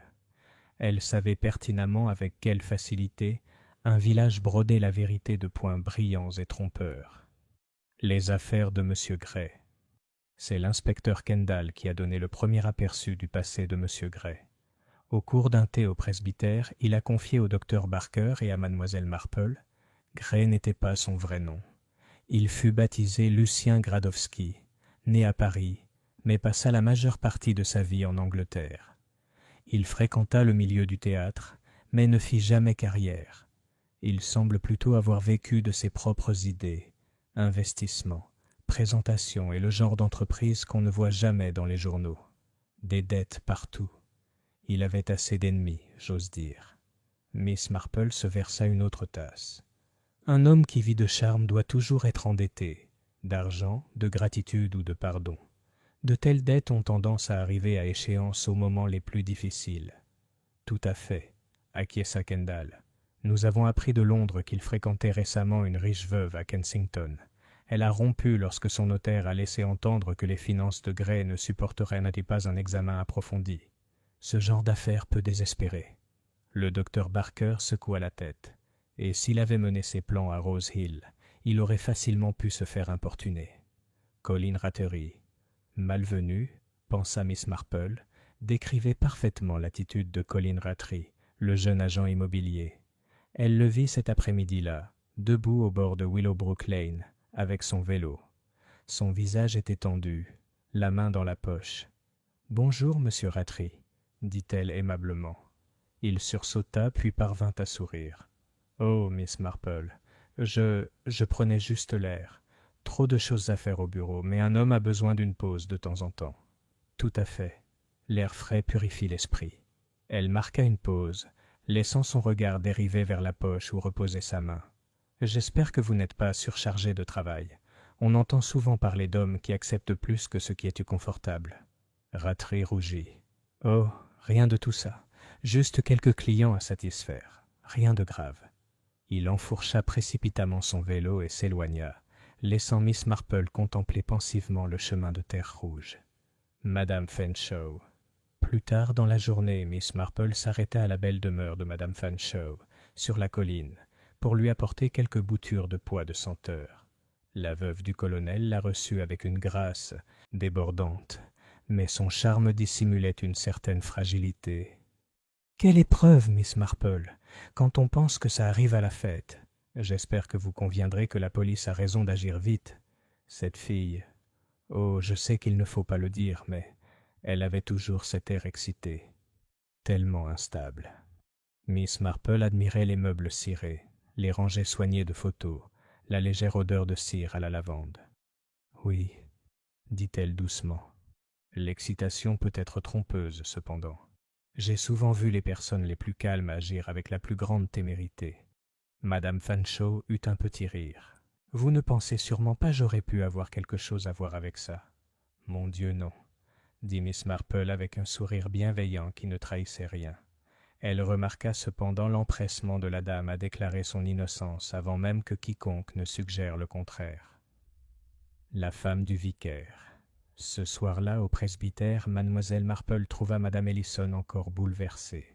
La pauvre femme avoua avoir eu du mal à dormir, craignant qu'une de ses négligences ait pu favoriser la tragédie. « J'ai sorti cette fichue petite bouteille, Miss Marple, le remède contre les guêpes. L'inspecteur dit que ça n'a rien à voir, mais je ne peux m'empêcher de me demander. Et si quelqu'un s'était trompé ?» Miss Marple lui tapota la main. « Nous faisons tous des bêtises, ma chère. Mais la bêtise n'est pas toujours fatale. Non, je pense que le poison est venu par des moyens plus délibérés. » Elle ne dit rien de l'étrangeté qu'elle avait remarquée. Madame Ellison avait placé la bouteille sous la nappe avec un soin si discret le jour de la fête. Ce n'était pas de la culpabilité qu'elle avait perçue, mais de la peur d'être jugée négligente. Pourtant, la peur était toujours bonne à retenir. Un indice dans le crépuscule. Ce soir-là, rentrant chez elle dans la pénombre, Miss Marple s'arrêta près du pré. Une légère brise agitait les feuilles. De la fenêtre du pub Blue Heart parvenaient des rires et le tintement des verres. Elle vit Colin Rattray se faufiler par la porte latérale, regarder autour de lui avant de s'élancer dans la ruelle. Puis, de l'autre côté, Madame Fanshawe apparut, son sac serré fermement, le pas inhabituellement rapide pour une femme de son âge. Elles passèrent toutes deux sans se saluer. Mais Miss Marple remarqua le bref raidissement de leurs épaules, la légère inclinaison de la tête qui trahissait leur reconnaissance. Elle resta immobile jusqu'à leur départ. Le village parlait peut-être de Lily Pierce, mais Miss Marple savait qu'il n'en était rien. Il y avait d'autres secrets à Rose Hill, des secrets d'argent, d'orgueil, de besoins désespérés. Et au moins 2 personnes étaient liées par quelque chose qu'aucune d'elles ne voulait confesser. Chapitre 7. Une perturbation dans la nuit. Il était un peu plus de minuit lorsque la paix de Rose Hill fut troublée par un vacarme à l'auberge du Cerf Bleu. La femme du propriétaire, madame Prowse, était descendue éteindre le feu lorsqu'elle entendit un bruit dans la cour, un cliquetis métallique, comme si quelqu'un avait renversé un seau. Pensant qu'il s'agissait d'un garçon d'écurie, elle sortit avec une lanterne. Ce qu'elle trouva, en revanche, c'était Colin Rattray, affalé près du portail arrière, le visage blême, le souffle court, un verre brisé à la main. On le transporta dans la salle de dégustation, où le docteur Barker, tiré précipitamment de son lit, se pencha sur lui. Après un silence tendu, le médecin déclara « Il est vivant, mais de justesse. Encore une digitale, si je ne me trompe. Quelqu'un a essayé de le faire taire. » La nouvelle de l'incident se répandit rapidement. À l'aube, Rose Hill bourdonnait comme si les cloches de l'église avaient sonné pour alerter le village. Un second empoisonnement, si peu de temps après le premier, ne pouvait être attribué au hasard. Et même si Colin Rattray respirait encore, le sous-entendu était sombre. La mort de M. Gray n'était pas un malheur isolé, mais un élément d'un drame plus sombre qui touchait le village lui-même. Réponse de l'inspecteur Kendall. L'inspecteur Kendall ne perdit pas de temps. Il arrive au Blue Hart avant le petit déjeuner, d'un air vif et impitoyable. « Qui lui a donné à boire ?» demanda-t-il au propriétaire. « Pas moi, monsieur », s'exclama M. Prowse avec indignation. Il est arrivé en retard, a commandé un whisky et s'est assis seul. Personne d'autre ne l'a approché, sauf Madame Fanshawe, qui est entrée pour lui dire un mot au moment où il partait. Mais elle n'est restée qu'un instant. Le crayon de Kendall s'arrêta. « Madame Fanshawe, hein ?» Et que voulait-elle ? Le propriétaire haussa les épaules. Impossible à dire. En privé.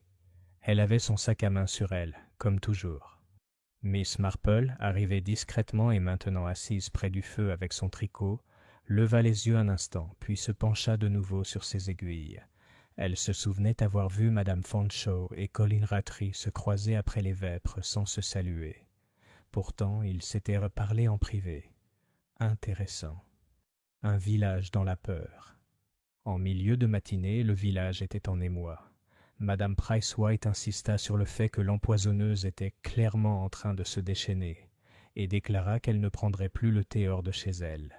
Le vicaire appela au calme, mais les paroissiens arrivèrent à l'église par deux, nerveux, parlant d'un tueur fou. Les mères gardaient leurs enfants près d'elles et les hommes se toisaient avec une suspicion soudaine. Au cottage Pierce, la mère de Lily était indignée. « Vous voyez, Miss Marple, s'ils avaient laissé ma fille tranquille, ils auraient su que ce n'était pas elle. Elle est enfermée, et pourtant il y a du poison. N'est-ce pas la preuve ?»« Oui, » répondit doucement Miss Marple. « Cela prouve bien des choses, à bien y regarder. » Une conversation avec le docteur Barker. Plus tard dans la journée, mademoiselle Marple rendit visite au docteur Barker à son cabinet. Il était fatigué, sa moustache hérissée d'indignation. « Cette affaire a profondément secoué le village, » lui dit-il. « Gray est mort, Rattray est à côté. J'ai donné mon avis à l'inspecteur, le même poison dans les deux cas. Mais il y a plus. Les doses étaient différentes. La tasse de Gray contenait une quantité importante. Le verre de Rattray contenait juste assez pour le faire s'effondrer, pas pour le tuer sur le coup. Un avertissement, peut-être, dit doucement Miss Marple, ou une tentative précipitée. Le médecin fronça les sourcils. C'est possible, mais cela suggère que la main derrière n'est pas négligente, mais calculatrice. Miss Marple hocha la tête. Le calcul, docteur, est une qualité qu'on retrouve partout, dans les comptes de famille, dans les livres de succession, et même dans la gestion d'une réputation.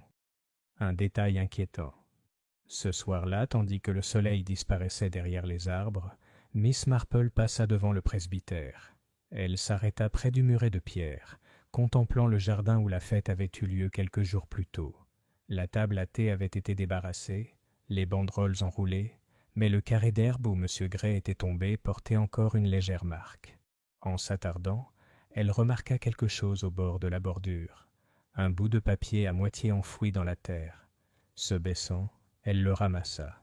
C'était le coin d'une enveloppe, déchirée, mais juste assez lisible pour laisser apparaître un cachet de la poste londonienne et les lettres Dowski. Miss Marple la glissa dans son sac à main, l'air pensif. Lucien Gradowski, le vrai nom de Gray. Et voici la preuve qu'il avait reçu une lettre à Rose Hill. De qui et pourquoi? Elle se redressa, observant le jardin tandis que les ombres s'allongeaient. Le village pourrait croire que l'empoisonneur était un fou, frappant au hasard. Mais Miss Marple savait qu'il n'en était rien. Il y avait là un schéma, une main délibérée déplaçant les pièces, et elle commençait à entrevoir, vaguement, ce que cette main était en train d'arranger. Chapitre 8. Sous l'œil de l'inspecteur. L'inspecteur Kendall n'était pas homme à tergiverser une fois la piste posée. La deuxième tentative d'empoisonnement avait affiné ses soupçons, et le fait que Madame Fanshawe ait été la dernière à parler à Colin Rattray était, à ses yeux, suffisamment significatif pour justifier un examen approfondi. Il arrive à Fanshawe House le jeudi matin, accompagné de l'agent Briggs. La maison, une respectable demeure géorgienne perchée sur la colline, paraissait paisible sous le soleil de septembre, ses volets soigneusement peints et son heurtoir en laiton, poli.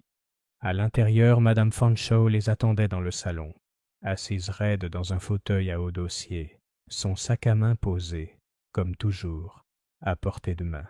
« Inspecteur, » dit-elle avec un calme absolu, « cela devient plutôt fastidieux. J'ai déjà expliqué au propriétaire que je n'avais échangé que quelques mots avec M. Rattray. Une conversation aussi innocente ne peut certainement pas éveiller les soupçons. Cela, dit Kendall fermement, dépend beaucoup des mots échangés. On vous a vu lui parler en privé quelques minutes avant qu'il ne s'effondre. Le rouge monta à Madame Fanshawe. Je ne lui ai posé de questions que sur une question de propriété. Mon défunt mari détenait des papiers relatifs à des cottages près de Willowbrook. Monsieur Rattray est le nouvel agent. Il était naturel que je demande des éclaircissements. Une clarification sur quoi précisément? Elle hésita, les doigts crispés sur son sac à main. À propos de contrat de location. Une bagatelle. Tu ne crois pas que j'aurais des raisons de faire du mal à ce jeune homme? Peut-être pas, admit Kendall. Mais permettez-moi de vous signaler qu'on vous a également vu converser avec M. Gray à la fête. Madame Fanshawe se redressa. Monsieur Gray a parlé à tout le monde. Il avait une façon de s'immiscer. Je ne lui ai rien dit d'important. Rien? Kendall plissa les yeux. Pas à propos des affaires de votre défunt mari? Pas à propos d'une dette? À ces mots, Madame Fanshawe laissa échapper un cri perçant. Comment osez-vous suggérer une chose pareille? Le colonel Fanshawe était un homme d'honneur. Je n'en doute pas, madame. Mais les dettes peuvent persister même après le départ d'hommes honorables. Monsieur Gray était connu pour engager de telles poursuites, pas toujours en toute légalité. Pendant un instant, Madame Fanshawe hésita. Son visage trahit une lueur, la peur, ou peut-être la culpabilité, avant qu'elle ne reprenne contenance. Je vois que vous êtes déterminé à tout mal interpréter. Si je dois me défendre contre des soupçons futiles, alors j'exige que vous portiez plainte. Kendall se leva. Je n'ai pas encore d'accusation. Mais je vous préviens clairement, Madame Fanshawe, vous en avez eu l'occasion. Et si nous découvrons une preuve de mobile... Il a laissé la phrase en suspens, lourde d'implications. La visite de Miss Marple. Cet après-midi-là, Miss Marple se présenta à Fanshawe House sous prétexte de livrer de la gelée de Coing. Madame Fanshawe la reçut froidement, les mains encore tremblantes de la visite de l'inspecteur. « C'est trop, Miss Marple, » déclara-t-elle. « Être traitée comme une criminelle simplement parce que je porte un sac à main et que je parle aux gens. Cette Pierce n'aurait jamais dû être mise hors de soupçon. Et maintenant je dois subir cette humiliation. » Miss Marple posa le pot de confiture sur la table, son regard doux rivé sur la veuve. « C'est dur, j'en suis sûr, de se voir questionnée. Pourtant, parfois, chère Madame Fanshawe, ce n'est pas ce qu'on dit, mais ce qu'on évite de dire qui attire l'attention. » La veuve se raidit. « Et qu'est-ce que j'ai évité de dire, à ton avis ?»« Oh, rien de particulier, » répondit Miss Marple avec une douceur parfaite. Seul ce silence, tel un sourire, peut être peint. Il y eut un long silence. Puis Madame Fanshawe laissa échapper un rire cassant. Ma chère Miss Marple, vous avez une telle tournure de phrase, presque aussi théâtrale que M. Gray lui-même. Un soupçon de vérité. En quittant la maison, Miss Marple s'arrêta devant le portail. Un petit bout de papier était coincé dans la ferronnerie, le coin d'un reçu, avec l'inscription Marleycombe Bank à peine visible. Elle le glissa dans son gant. Il semblait de plus en plus probable que les liens de Madame Fanshawe avec M. Gray, et peut-être avec le jeune Rattery, n'étaient là pas seulement sociaux. L'argent, pensait Miss Marple, sous-tendait si souvent les bizarreries du comportement humain. L'orgueil pouvait le masquer, la peur le dissimuler, mais les dettes et les héritages avaient ruiné plus de foyers que la passion. Elle rentra chez elle par le chemin tranquille, le soleil couchant dorant les haies. Aux yeux de tous, elle représentait la sérénité, son panier se balançant légèrement sur son bras. Mais dans son esprit, l'image s'affinait. 2 empoisonnements, 2 survivants du charme intrusif de M. Gray, Colin Rattray et Madame Fanshawe. L'un jeune et nerveux, l'autre fier et sur la défensive. Tous deux, d'une manière ou d'une autre, étaient mêlés à un homme dont le sourire maquillé dissimulait dettes et intrigues. Miss Marple sentait que les fils commençaient à faire des nœuds, et les nœuds, lorsqu'on les taquinait doucement, pouvaient toujours être défaits. Chapitre 9. Les ombres du passé. Malgré tout son charme et son élégance, M. Lucien Gray était, songea Miss Marple, un homme composé de fragments de manières, de phrases, d'apparences. Un peu de théâtre, un peu de commerce, un peu de galanterie. Et pourtant, derrière son sourire, il y avait quelque chose de vigilant, voire d'affamé. Des hommes de ce genre s'aventurent rarement sans raison dans les paisibles villages anglais. L'inspecteur Kendall, et c'est tout à son honneur, le pensait aussi. 2 jours après le 2e empoisonnement, il convoqua Miss Marple au salon du presbytère pour lui faire part de ce qu'il appela « certains renseignements de base ». Les nouvelles de l'inspecteur, il semble, commença-t-il, que Gray, ou Gradowski de son vrai nom, avait des liens plus que superficiels avec cette région du monde. Il y a 20 ans, il était secrétaire de Sir Edmund Verwood à Marleycombe Hall. Les aiguilles de Miss Marple s'immobilisèrent un instant. « Ah, Sir Edmund, un homme aux vastes domaines et aux appétits un peu plus grands. » Kendall lui adressa un sourire sec. « Tout à fait. » Gray a quitté le hall brusquement, congédié bien que les archives soient vagues. Sir Edmund est décédé peu après, laissant ses affaires dans un désordre considérable. Mais il semble que Gray ait eu connaissance de certains documents, des investissements qui ont mal tourné, voire des irrégularités comptables. Du chantage, inspecteur ? Kendall écarta les mains. Cela ne m'étonnerait pas. Cet homme semble vivre de bribes de secrets depuis. Ce qui m'intéresse, c'est qu'on l'a vu poser des questions sur les cottages de Willowbrook avant sa mort. Des cottages autrefois liés au domaine de Sir Edmund. Miss Marple inclina la tête, pensive, ce qui expliquerait son intérêt particulier pour M. Rattery, l'agent, et peut-être pour Madame Fanshawe, dont le défunt mari était négociant en contrat militaire, un domaine pas toujours des plus transparents. Kendall se pencha en avant. « Qu'en pensez-vous, Miss Marple ?»« Seulement, dit-elle doucement, les dettes, les secrets et les héritages sont comme les mauvaises herbes dans un jardin. On les arrache, mais leurs racines sont profondes. Monsieur Gray était peut-être sur le point d'arracher quelque chose qu'il valait mieux laisser tranquille. » Souvenir du village. Cet après-midi-là, Miss Marple se rendit à Marleycombe pour rendre visite à Miss Dorothy Clay, une vieille connaissance qui avait été gouvernante à Verwood Hall. Miss Clay était à la retraite depuis longtemps, mais sa mémoire était aussi vive que le vinaigre. « Lucien Gradowski ?» dit-elle aussitôt. « Oh, je me souviens bien de lui. Mince, beau à la manière d'un étranger, toujours une fleur à la boutonnière. Sir Edmund l'appréciait au début. Il disait qu'il avait le sens des chiffres. Mais je ne lui ai jamais fait confiance. Trop guindé. Toujours à écouter aux portes, toujours à griffonner des notes. Puis, soudain, il a disparu. Sir Edmund a crié à la déloyauté et à la trahison. Nous n'en avons jamais su le bien fondé. Les affaires de Sir Edmund ont-elles souffert? Seigneur, oui. On parlait d'argent disparu, égaré ou emprunté. Après la mort de Sir Edmund, Lady Verwood vendit précipitamment les cottages de Willowbrook. J'imagine que toute cette affaire laissa beaucoup de monde inquiet.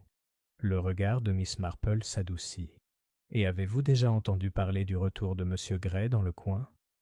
Pas jusqu'à maintenant. Mais j'ai toujours dit qu'il réapparaîtrait là où il y avait de l'argent à gagner. Les hommes de ce genre ne changent jamais, Miss Marple. Jamais. Un lien déroutant. Sur le chemin du retour, Miss Marple s'arrêta à la poste. Miss Hart, toujours prête à donner des informations, se pencha confidentiellement par-dessus le comptoir. Entre nous, mademoiselle Marple, j'ai vu des lettres adressées à M. Gray poste restantes ces 3 dernières semaines. Elles venaient de Londres, bien sûr. Toujours la même écriture soignée. L'une d'elles portait un timbre de la banque Marleycombe au dos. Comme vous êtes observatrice, mademoiselle Hart, M. Gray les a-t-il récupérées lui-même? Il l'a fait. Très exigeant. Il m'a demandé de les garder à l'écart. Des manières étrangères, mais assez polies. Il n'a jamais dit ce qui l'amenait ici. Miss Marple la remercia et sortit sous le soleil de fin d'après-midi.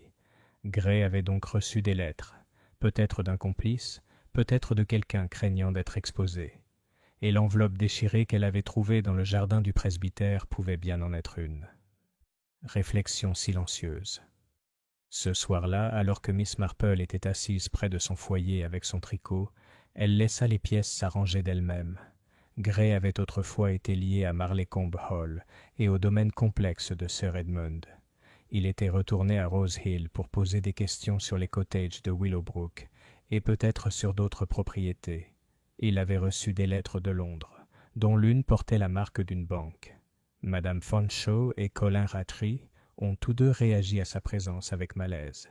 Était-il possible que Gray ait menacé de dénoncer, non seulement ses dettes, mais aussi des pratiques malhonnêtes commises depuis longtemps? Et si oui, lequel de ses auditeurs avait trouvé cette menace intolérable? Le sourire peint cachait bien plus que du charme, pensa Miss Marple.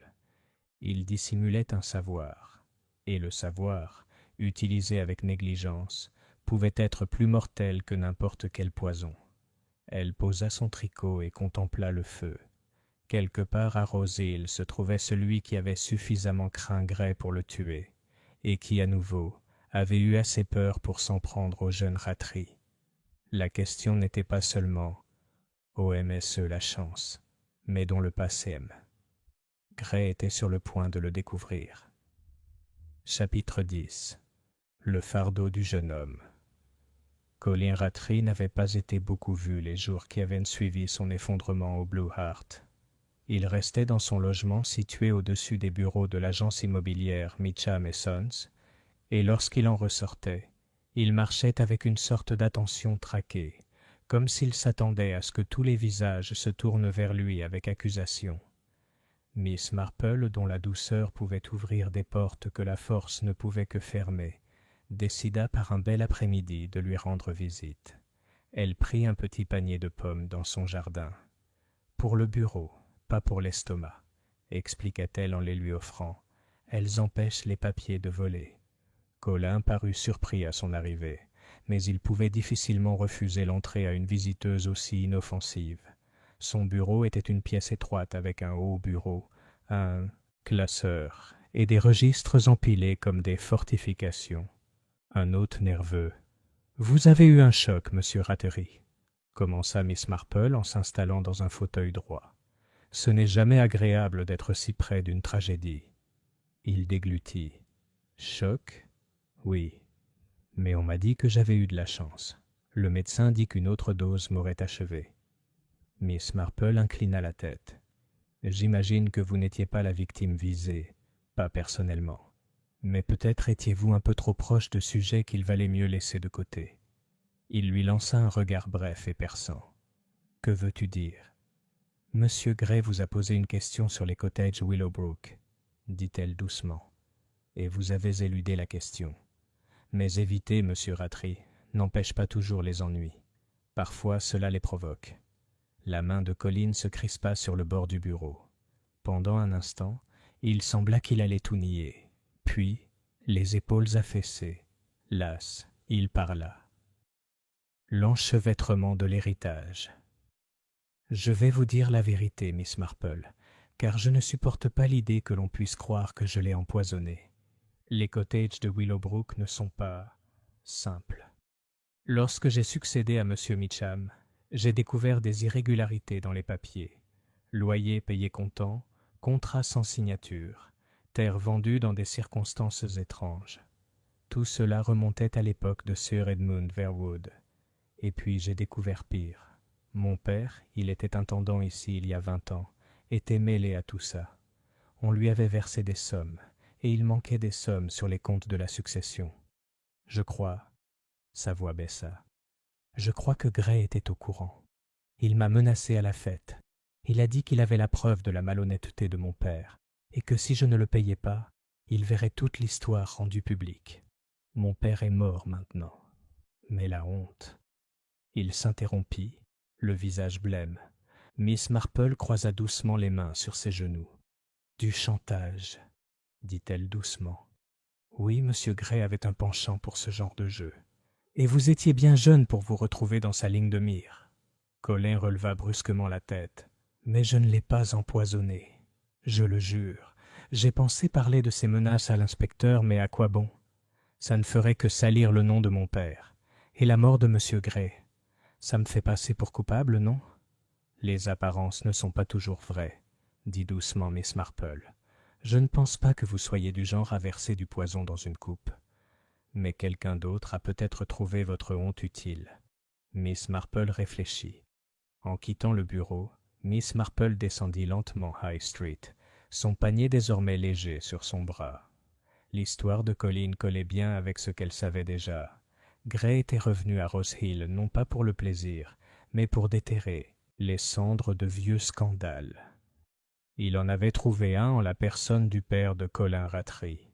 Il en avait peut-être trouvé d'autres. L'attitude défensive farouche de Madame Fanshawe, le reçu de la banque Marleycombe, le silence étrange sur les affaires de son défunt mari, tout cela aussi avait évité de justesse le risque d'une révélation. Et d'autres avaient peut-être encore des raisons de craindre l'homme au sourire maquillé. Une lettre révélée. Ce soir-là, la maîtresse de poste, Miss Hart, se précipita au cottage de Miss Marple avec ce qu'elle appela une curieuse nouvelle. « Tu te souviens de ces lettres que Gray collectionnait? Eh bien, j'ai regardé dans la pile de lettres mortes, et l'une d'elles est revenue de Londres après sa mort. L'écriture est la même que les autres, mais voilà. L'adresse de retour est celle d'un cabinet d'avocats à Lincoln's Inn. Et le nom, Fanshawe. Y a-t-il du crédit? Un cabinet d'avocats, sans doute, mais quand même. Ça donne à réfléchir, non? Miss Marple la remercia gravement et rangea l'information. Oui, cela donnait vraiment à réfléchir. Le poids des secrets. Ce soir-là, assise près du feu, Miss Marple, son tricot oublié sur ses genoux, songea que Rose Hill n'était plus un village tranquille où régnait une seule tragédie. C'était un lieu où s'entrechoquaient de vieilles dettes, des déshonneurs cachés et de nouvelles peurs. Monsieur Gray était venu chercher à tirer profit des secrets. Quelqu'un avait décidé que ces secrets devaient y rester enfouis, même au prix d'un meurtre. Le fardeau de la honte familiale de Colin Rattray était déjà lourd, mais ce n'était peut-être pas le secret le plus lourd qui se cachait à Rose Hill. Et Miss Marple savait, avec la certitude tranquille d'une longue observation, que les secrets sont comme la digitale dans une bordure, assez jolie lorsqu'elle est debout, mais mortelle lorsqu'elle est écrasée dans la coupe d'un autre. Chapitre 11. Le fardeau de la veuve. Le lendemain, le ciel était clair, avec un vent vif qui agitait les ifs du cimetière. Les villageois, cependant, ne pensaient pas autant. Ils pensaient à Madame Fanshawe. L'inspecteur Kendall lui avait rendu visite la veille au soir, et la rumeur s'était répandue aussi vite que la fumée à travers le chaume sec. Au Blue Heart, Madame Price White a déclaré avec délectation que la veuve du colonel avait une langue très acérée lorsqu'elle était acculée, tandis que chez l'épicier, Madame Pettigrew a confié que Madame Fanshawe avait vécu au-dessus de ses moyens pendant des années, même si elle ne l'admettrait jamais. Miss Marple, tricotant sereinement dans son salon, se contenta de hausser les sourcils lorsqu'on lui raconta ces choses. Elle savait que les villageois inventaient rarement des scandales en masse, mais ils brodaient, ajoutaient de la couleur et, surtout, révélaient leurs propres angoisses dans ce qu'ils choisissaient de répéter. La découverte de l'inspecteur Kendall. L'inspecteur Kendall arriva au cottage de Miss Marple cet après-midi-là, d'une voix vive mais troublée. « J'ai pensé que cela vous intéresserait, mademoiselle Marple. Nous avons examiné les finances de madame Fanshawe. Ce n'est pas très reluisant. Le colonel a laissé moins que prévu. Des investissements qui ont mal tourné, des dettes dissimulées. Elle emprunte sur sa propriété depuis des années, parvenant à peine à survivre. » Miss Marple mit son tricot de côté. Et M. Gray était au courant? Je crois que oui. Ces lettres des notaires de Lincoln's Inn, il était en contact avec eux. On ne sait pas encore de quoi il la menaçait, mais le sous-entendu est clair. Si elle craignait d'être démasquée, alors elle avait un mobile, conclut doucement Miss Marple. Un mobile très ancien, inspecteur. La peur de la honte. Kendall grogna. Oui. Et elle a parlé au jeune Rattery au cerf bleu avant qu'il ne s'effondre. Ça s'annonce mal pour elle, Miss Marple. Très mal. Une visite à Fanshawe House. Plus tard dans la soirée, Miss Marple gravit la colline jusqu'à Fanshawe House. Cette fois, elle ne portait ni panier, ni gelée, ni fleurs, seulement sa présence discrète. Le salon était aussi impeccable que d'habitude, mais une lourdeur régnait dans l'air, comme si les cadres dorés et les rideaux de velours étaient dits conscients de leur déshonneur. Madame Fanshawe la reçut avec raideur. « Je suppose que vous êtes venu pour apprendre les dernières nouvelles. Je suis ruiné, malhonnête et capable de meurtre. » Le regard de Miss Marple était bienveillant. « Je suis venu parce que vous êtes inquiète. On ne polit pas le cuivre avec autant d'ardeur, Madame Fanshawe, à moins de vouloir effacer quelque chose de désagréable. » La veuve eut un rire bref et cassant. « Vous en voyez trop, Miss Marple. Oui, j'étais en difficulté. Le colonel a laissé plus de dettes que de biens, et j'ai refusé d'en informer le village. Il faut préserver les apparences. Monsieur Gray, il a proposé son aide. Il a insinué qu'il pourrait me présenter à un investisseur ou acheter certains journaux à un prix avantageux. Mais je comprenais ce qu'il voulait dire. Du chantage.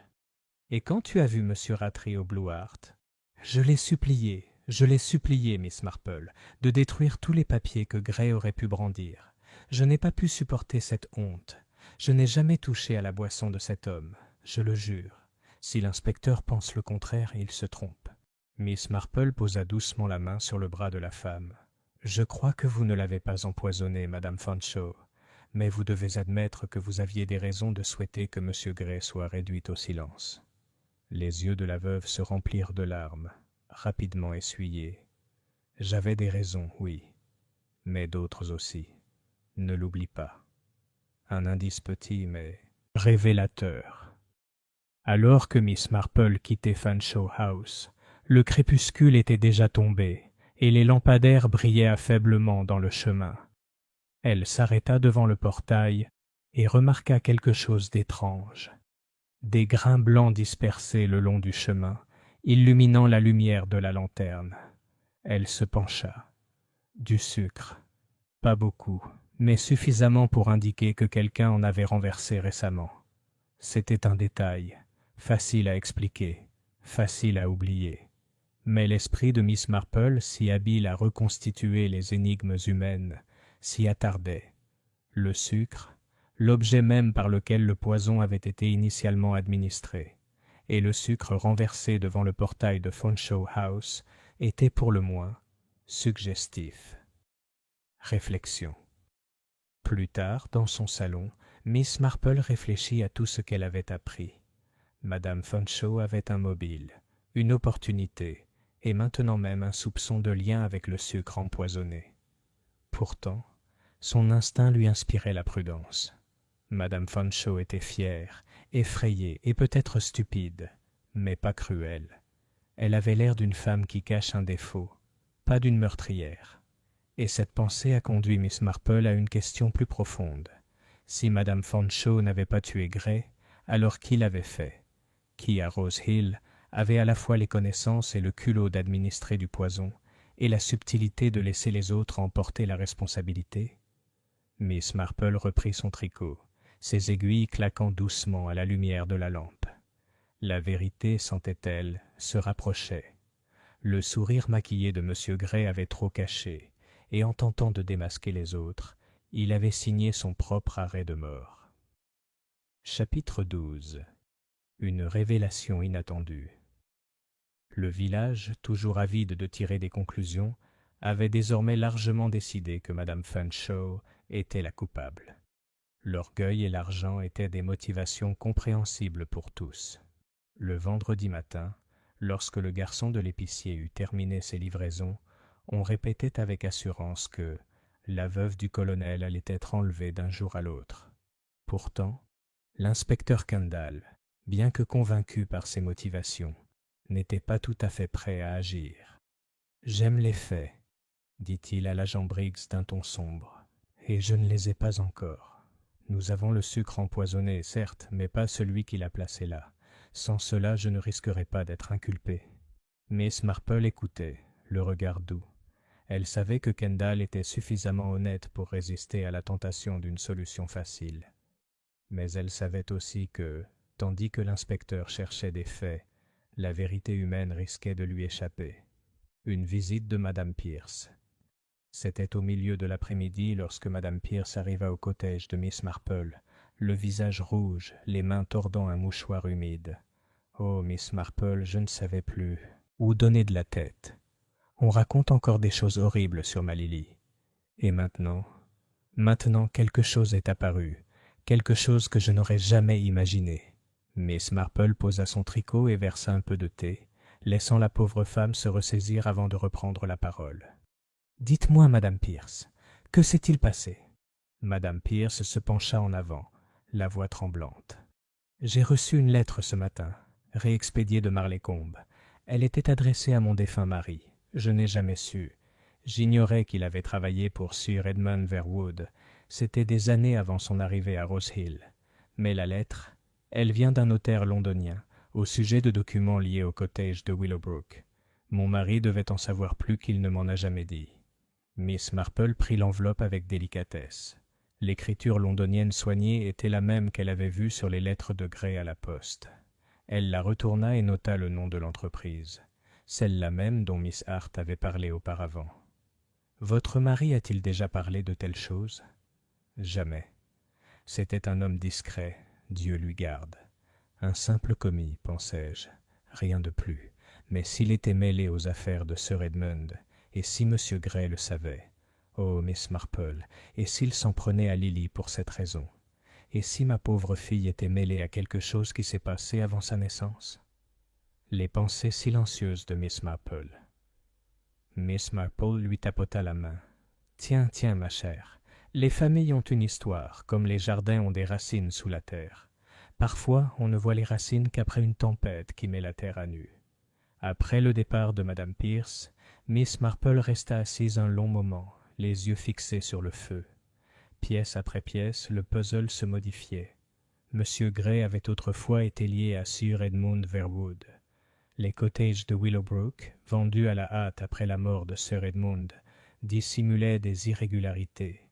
Le père de Colin Rattray avait été impliqué, et maintenant le père de Lily, calme et modeste, avait également pris part à ces affaires.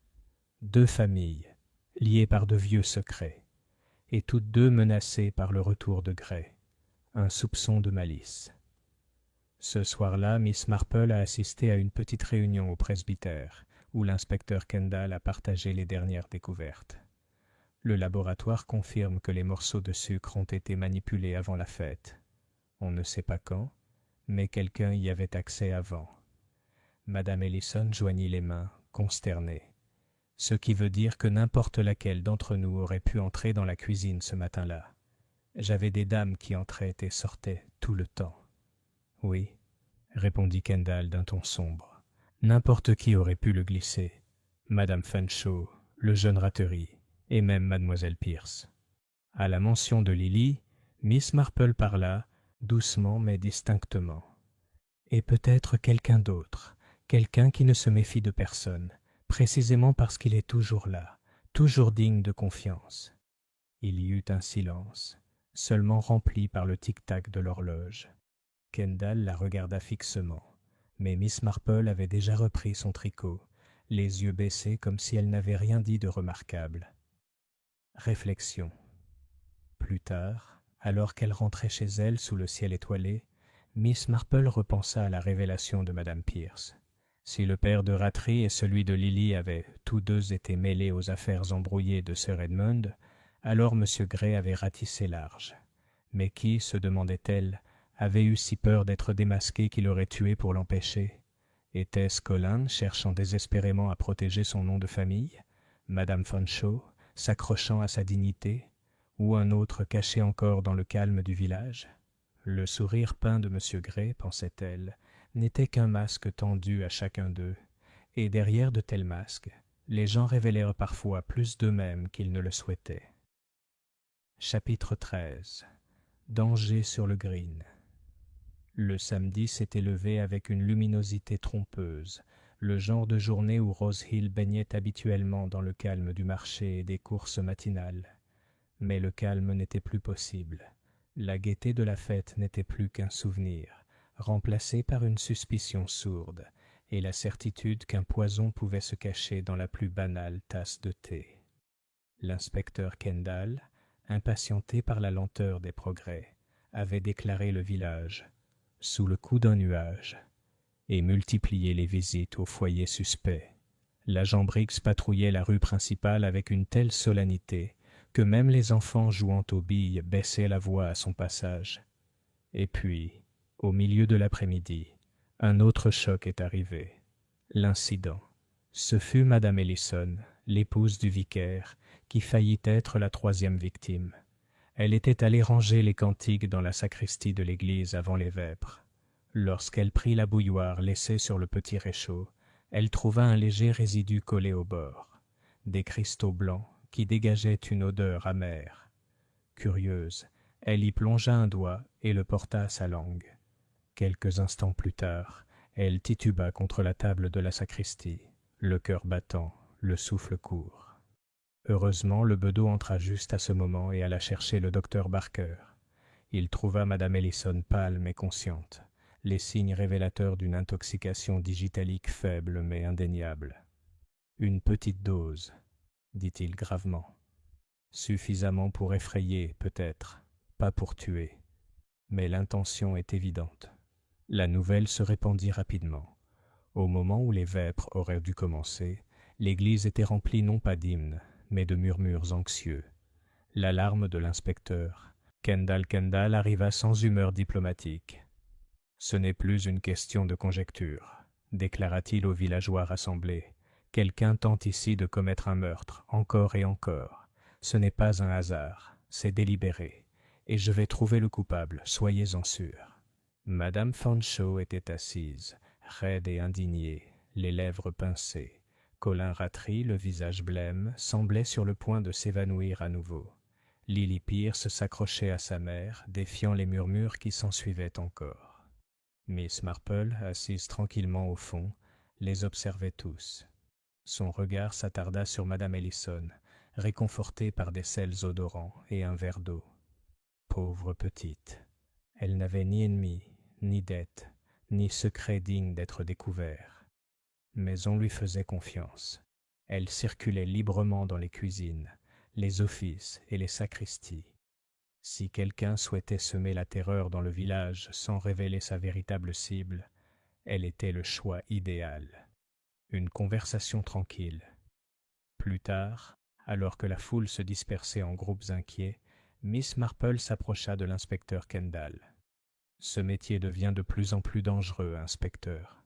Pourtant, parfois, plus l'attaque est frénétique, plus on voit clairement la main qui la guide. » Kendall fronça les sourcils.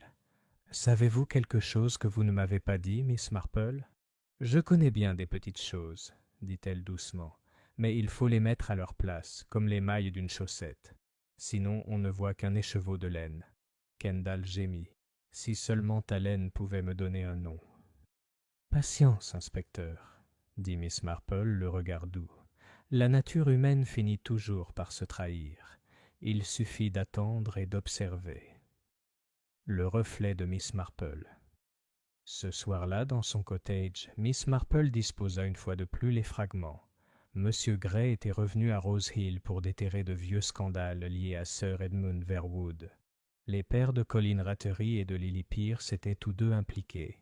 Les finances de Madame Fanshawe étaient en précaire, et Gray avait probablement fait pression sur elle aussi. Or, Madame Ellison, innocente et irréprochable, avait failli être empoisonnée. 3 tentatives, 3 victimes différentes. Il ne s'agissait pas seulement de réduire une personne au silence. Il s'agissait de confusion, de distraction et de peur. Un écran de fumée derrière lequel se cachait le véritable mobile. Miss Marple croisa les mains sur ses genoux. Oui, le moment était presque venu. Encore quelques questions pertinentes, quelques observations à mûrir, et elle tendrait son petit piège. Non pas avec des menaces, ni avec la science, mais avec la seule chose à laquelle les coupables ne pourraient jamais résister.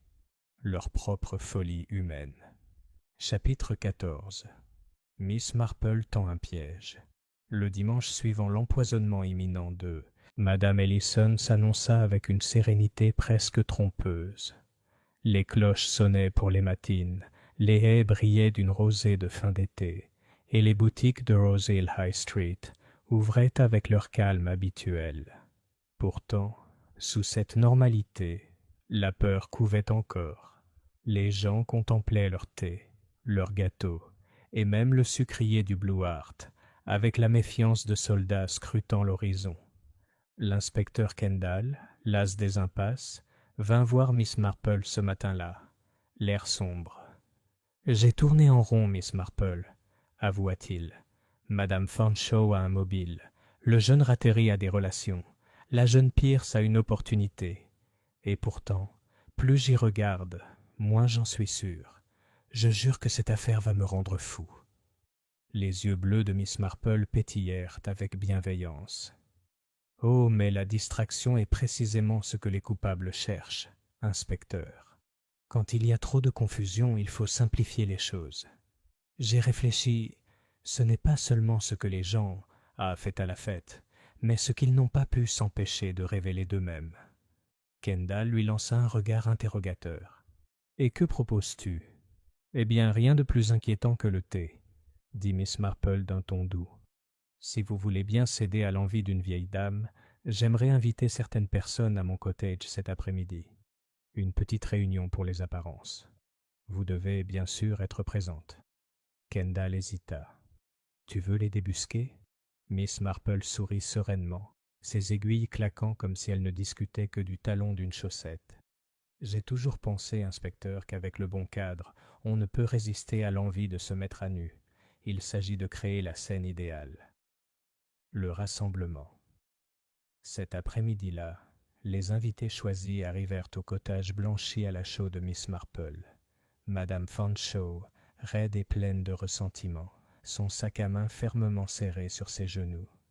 Colin Rattery, pâle et nerveux, ses yeux se portant partout sauf sur son hôtesse. Lily Pierce, amenée à contre-cœur par sa mère, son visage montrant à la fois la peur et le soulagement d'être incluse. Madame Ellison, encore fragile après son épreuve, accompagnée de son vicaire attentionné. L'inspecteur Kendall était assis dans un coin, extérieurement détendu mais intérieurement alerte. Miss Marple présidait la table du thé avec l'air d'une grand-mère bienveillante. La porcelaine brillait, les scones étaient chauds, et le sucrier, fraîchement rempli le matin même sous son œil attentif, trônait au centre, accueillant. « Alors, » dit-elle joyeusement, « une tasse de thé éclaircit souvent les idées et réchauffe le cœur, et peut-être aussi nous aidera-t-elle tous à y voir plus clair. » La caisse claire se resserre. La conversation s'engagea sur un ton tendu. Madame Fanshawe se plaignit du harcèlement de l'inspecteur. Colin marmonna que ses soupçons étaient injustes. Lily resta silencieuse, les poings serrés. Miss Marple versait le thé avec une délicatesse et une précision exquise, offrant du sucre à chaque invité avec la même délicatesse et la même curiosité. Un morceau ou deux? Madame Fanchot a refusé catégoriquement. Je ne prends jamais de sucre. Je n'en ai jamais pris. Colin hésita puis en accepta un. Lily, le visage rouge, en demanda deux à voix basse. Madame Ellison, timidement, n'en demanda pas. Le regard de Miss Marple s'adoucit lorsqu'elle posa le bol. « Comme c'est curieux, » dit-elle presque rêveusement, « qu'une chose aussi inoffensive joue un rôle aussi important dans nos affaires. Le sucre si blanc et innocent, et pourtant si pratique pour dissimuler une amertume. » Il y eut un bref silence. Madame Fanchot se raidit. Colin s'agita, mal à l'aise, et Lily, sous l'œil attentif de Miss Marple, jeta un coup d'œil non pas au bol, mais à sa mère, un bref et anxieux battement d'yeux. Une douce provocation, Miss Marple sirota son thé et reposa sa tasse. Sa voix, lorsqu'elle parla, était douce mais posée. « Quelle chance, dit-elle, que l'inspecteur ait maintenant la preuve que le sucre empoisonné a été placé dans le bol avant la fête, car cela signifie que la pauvre Lily ne peut pas l'avoir fait en servant le thé de M. Gray. En effet, cela suggère quelqu'un qui a eu accès très tôt à la cuisine du presbytère, quelqu'un de confiance, quelqu'un qui ne serait pas interrogé, qu'il y entre ou qu'il en sorte. » Madame Ellison laissa échapper un hoquet de surprise. Madame Fanchot marmonna avec indignation. Colin laissa tomber sa cuillère avec fracas. « Et bien sûr, poursuivit doucement Miss Marple, Monsieur Gray en savait trop. Il avait des informations sur des dettes, des irrégularités, de vieux secrets datant de l'époque de Sir Edmund Verwood. De quoi inquiéter bien des villageois.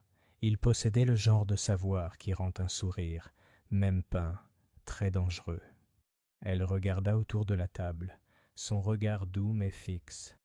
Le silence s'épaissit. Quelque part dehors, un merle chantait. Miss Marple croisa les mains.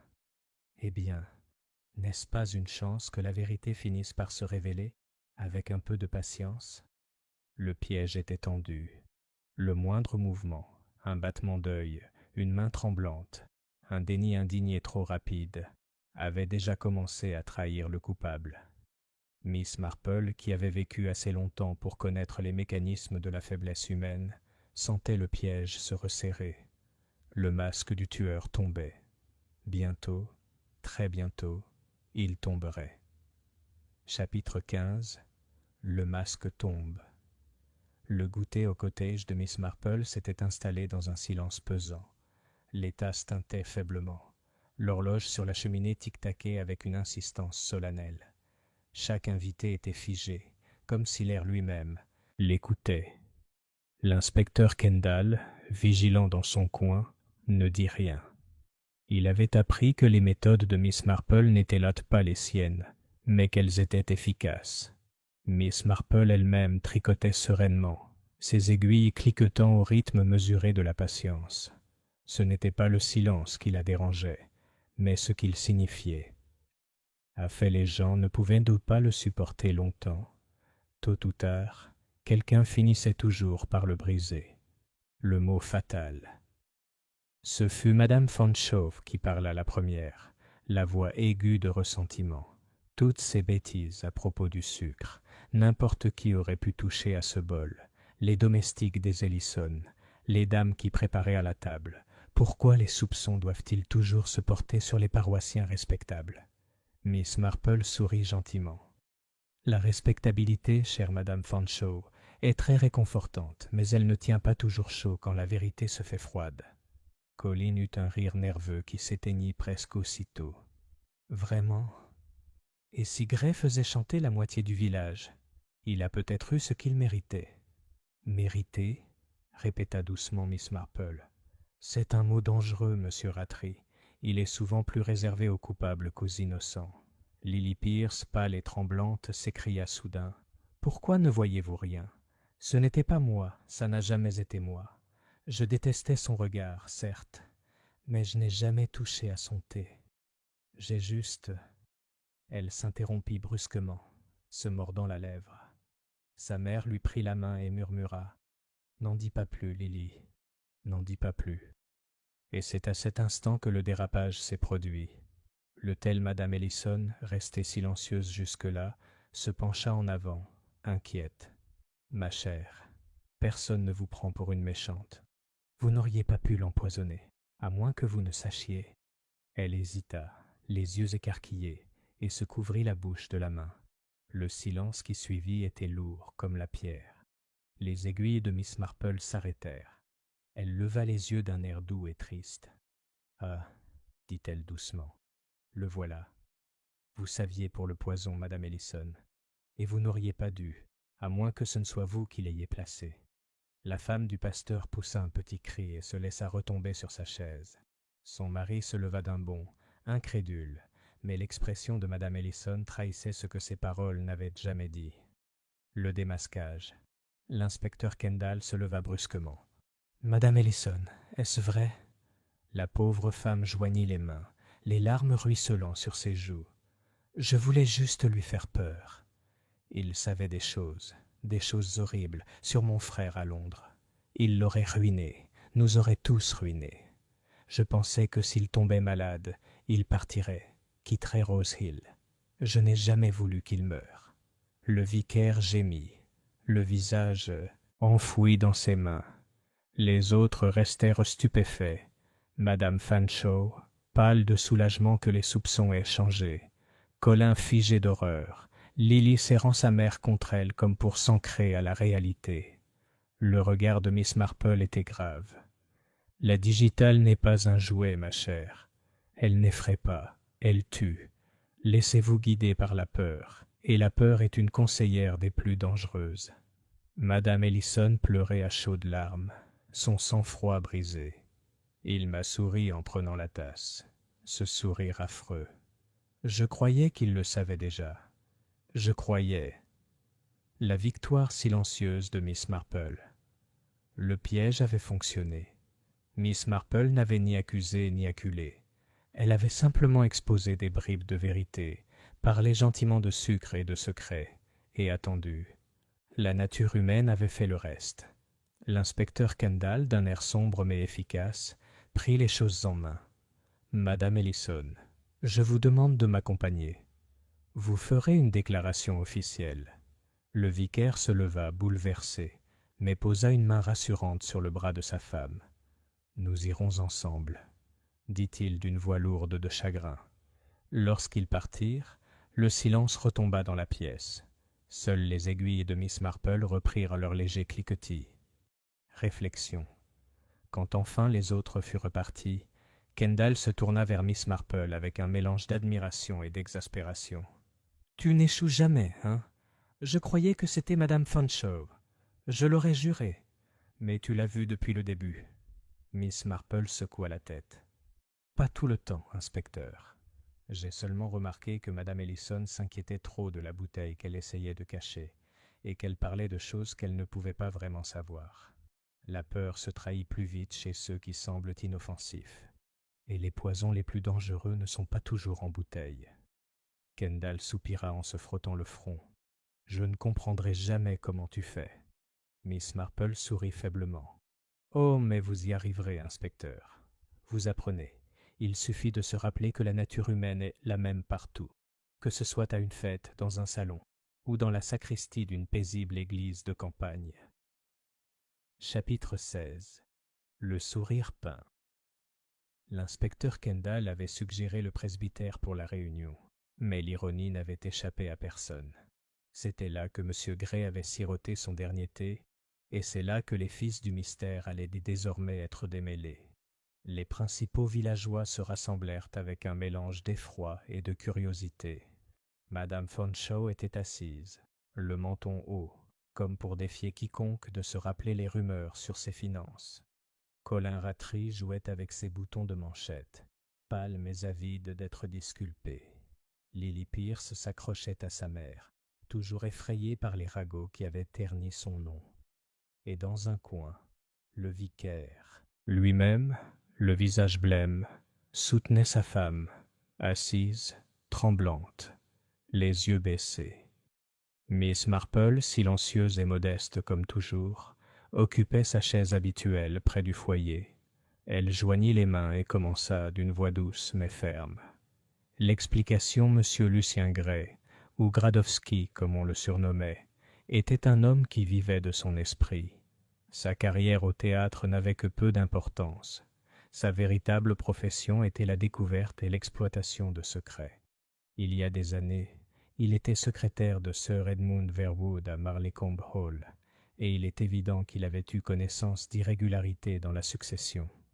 Il revint à Rose Hill non par hasard, mais avec un objectif précis, tirer davantage profit de ses vieilles affaires.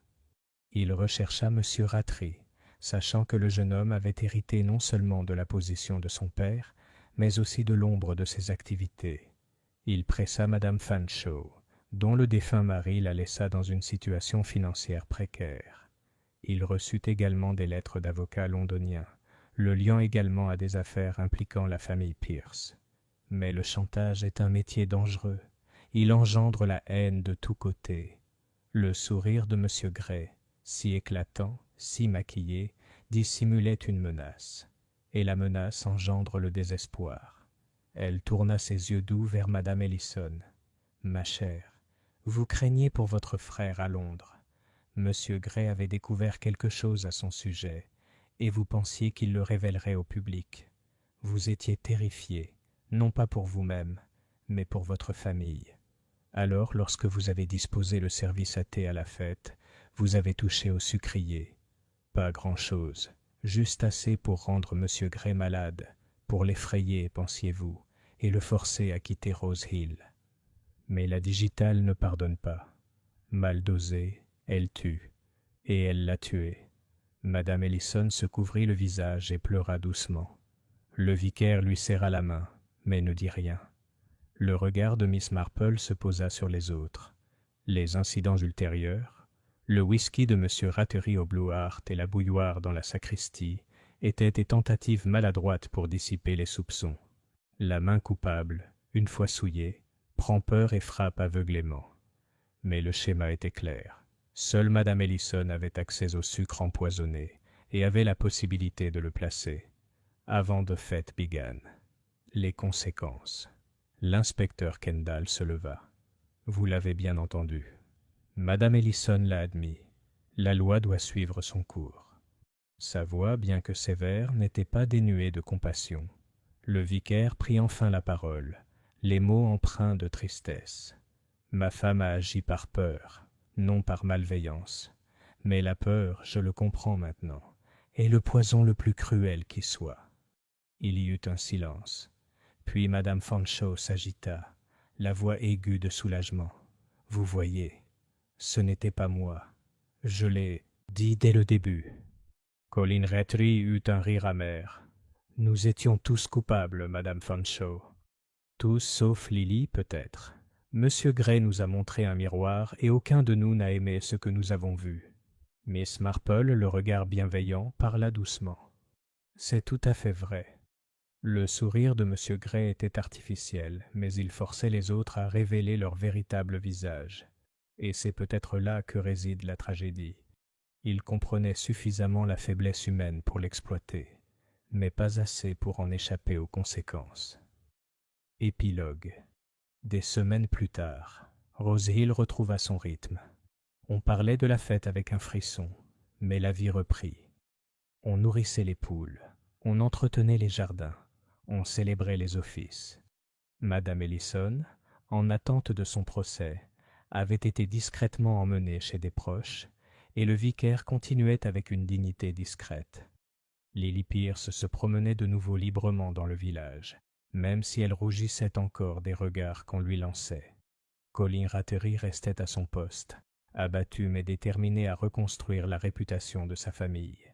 Et Madame Fanshawe poursuivait sa tournée de comités caritatifs, plus redoutable que jamais, même si son sac à main semblait plus lourd de jour en jour. Quant à Miss Marple, elle était assise dans son cottage aux roses, tricotant paisiblement tandis que le soleil d'automne éclairait le jardin. Aux yeux de tout passant, elle semblait la plus inoffensive des vieilles dames. Pourtant, ceux qui avaient vécu l'affaire du sourire peint en savaient plus. Elle avait vu ce que d'autres avaient négligé, et avec la certitude tranquille de longues années, elle avait rappelé à Rose Hill une vérité aussi vieille que la nature humaine elle-même. La méchanceté paraît rarement méchante. Le plus souvent, elle se cache sous la respectabilité, la peur ou un sourire maquillé.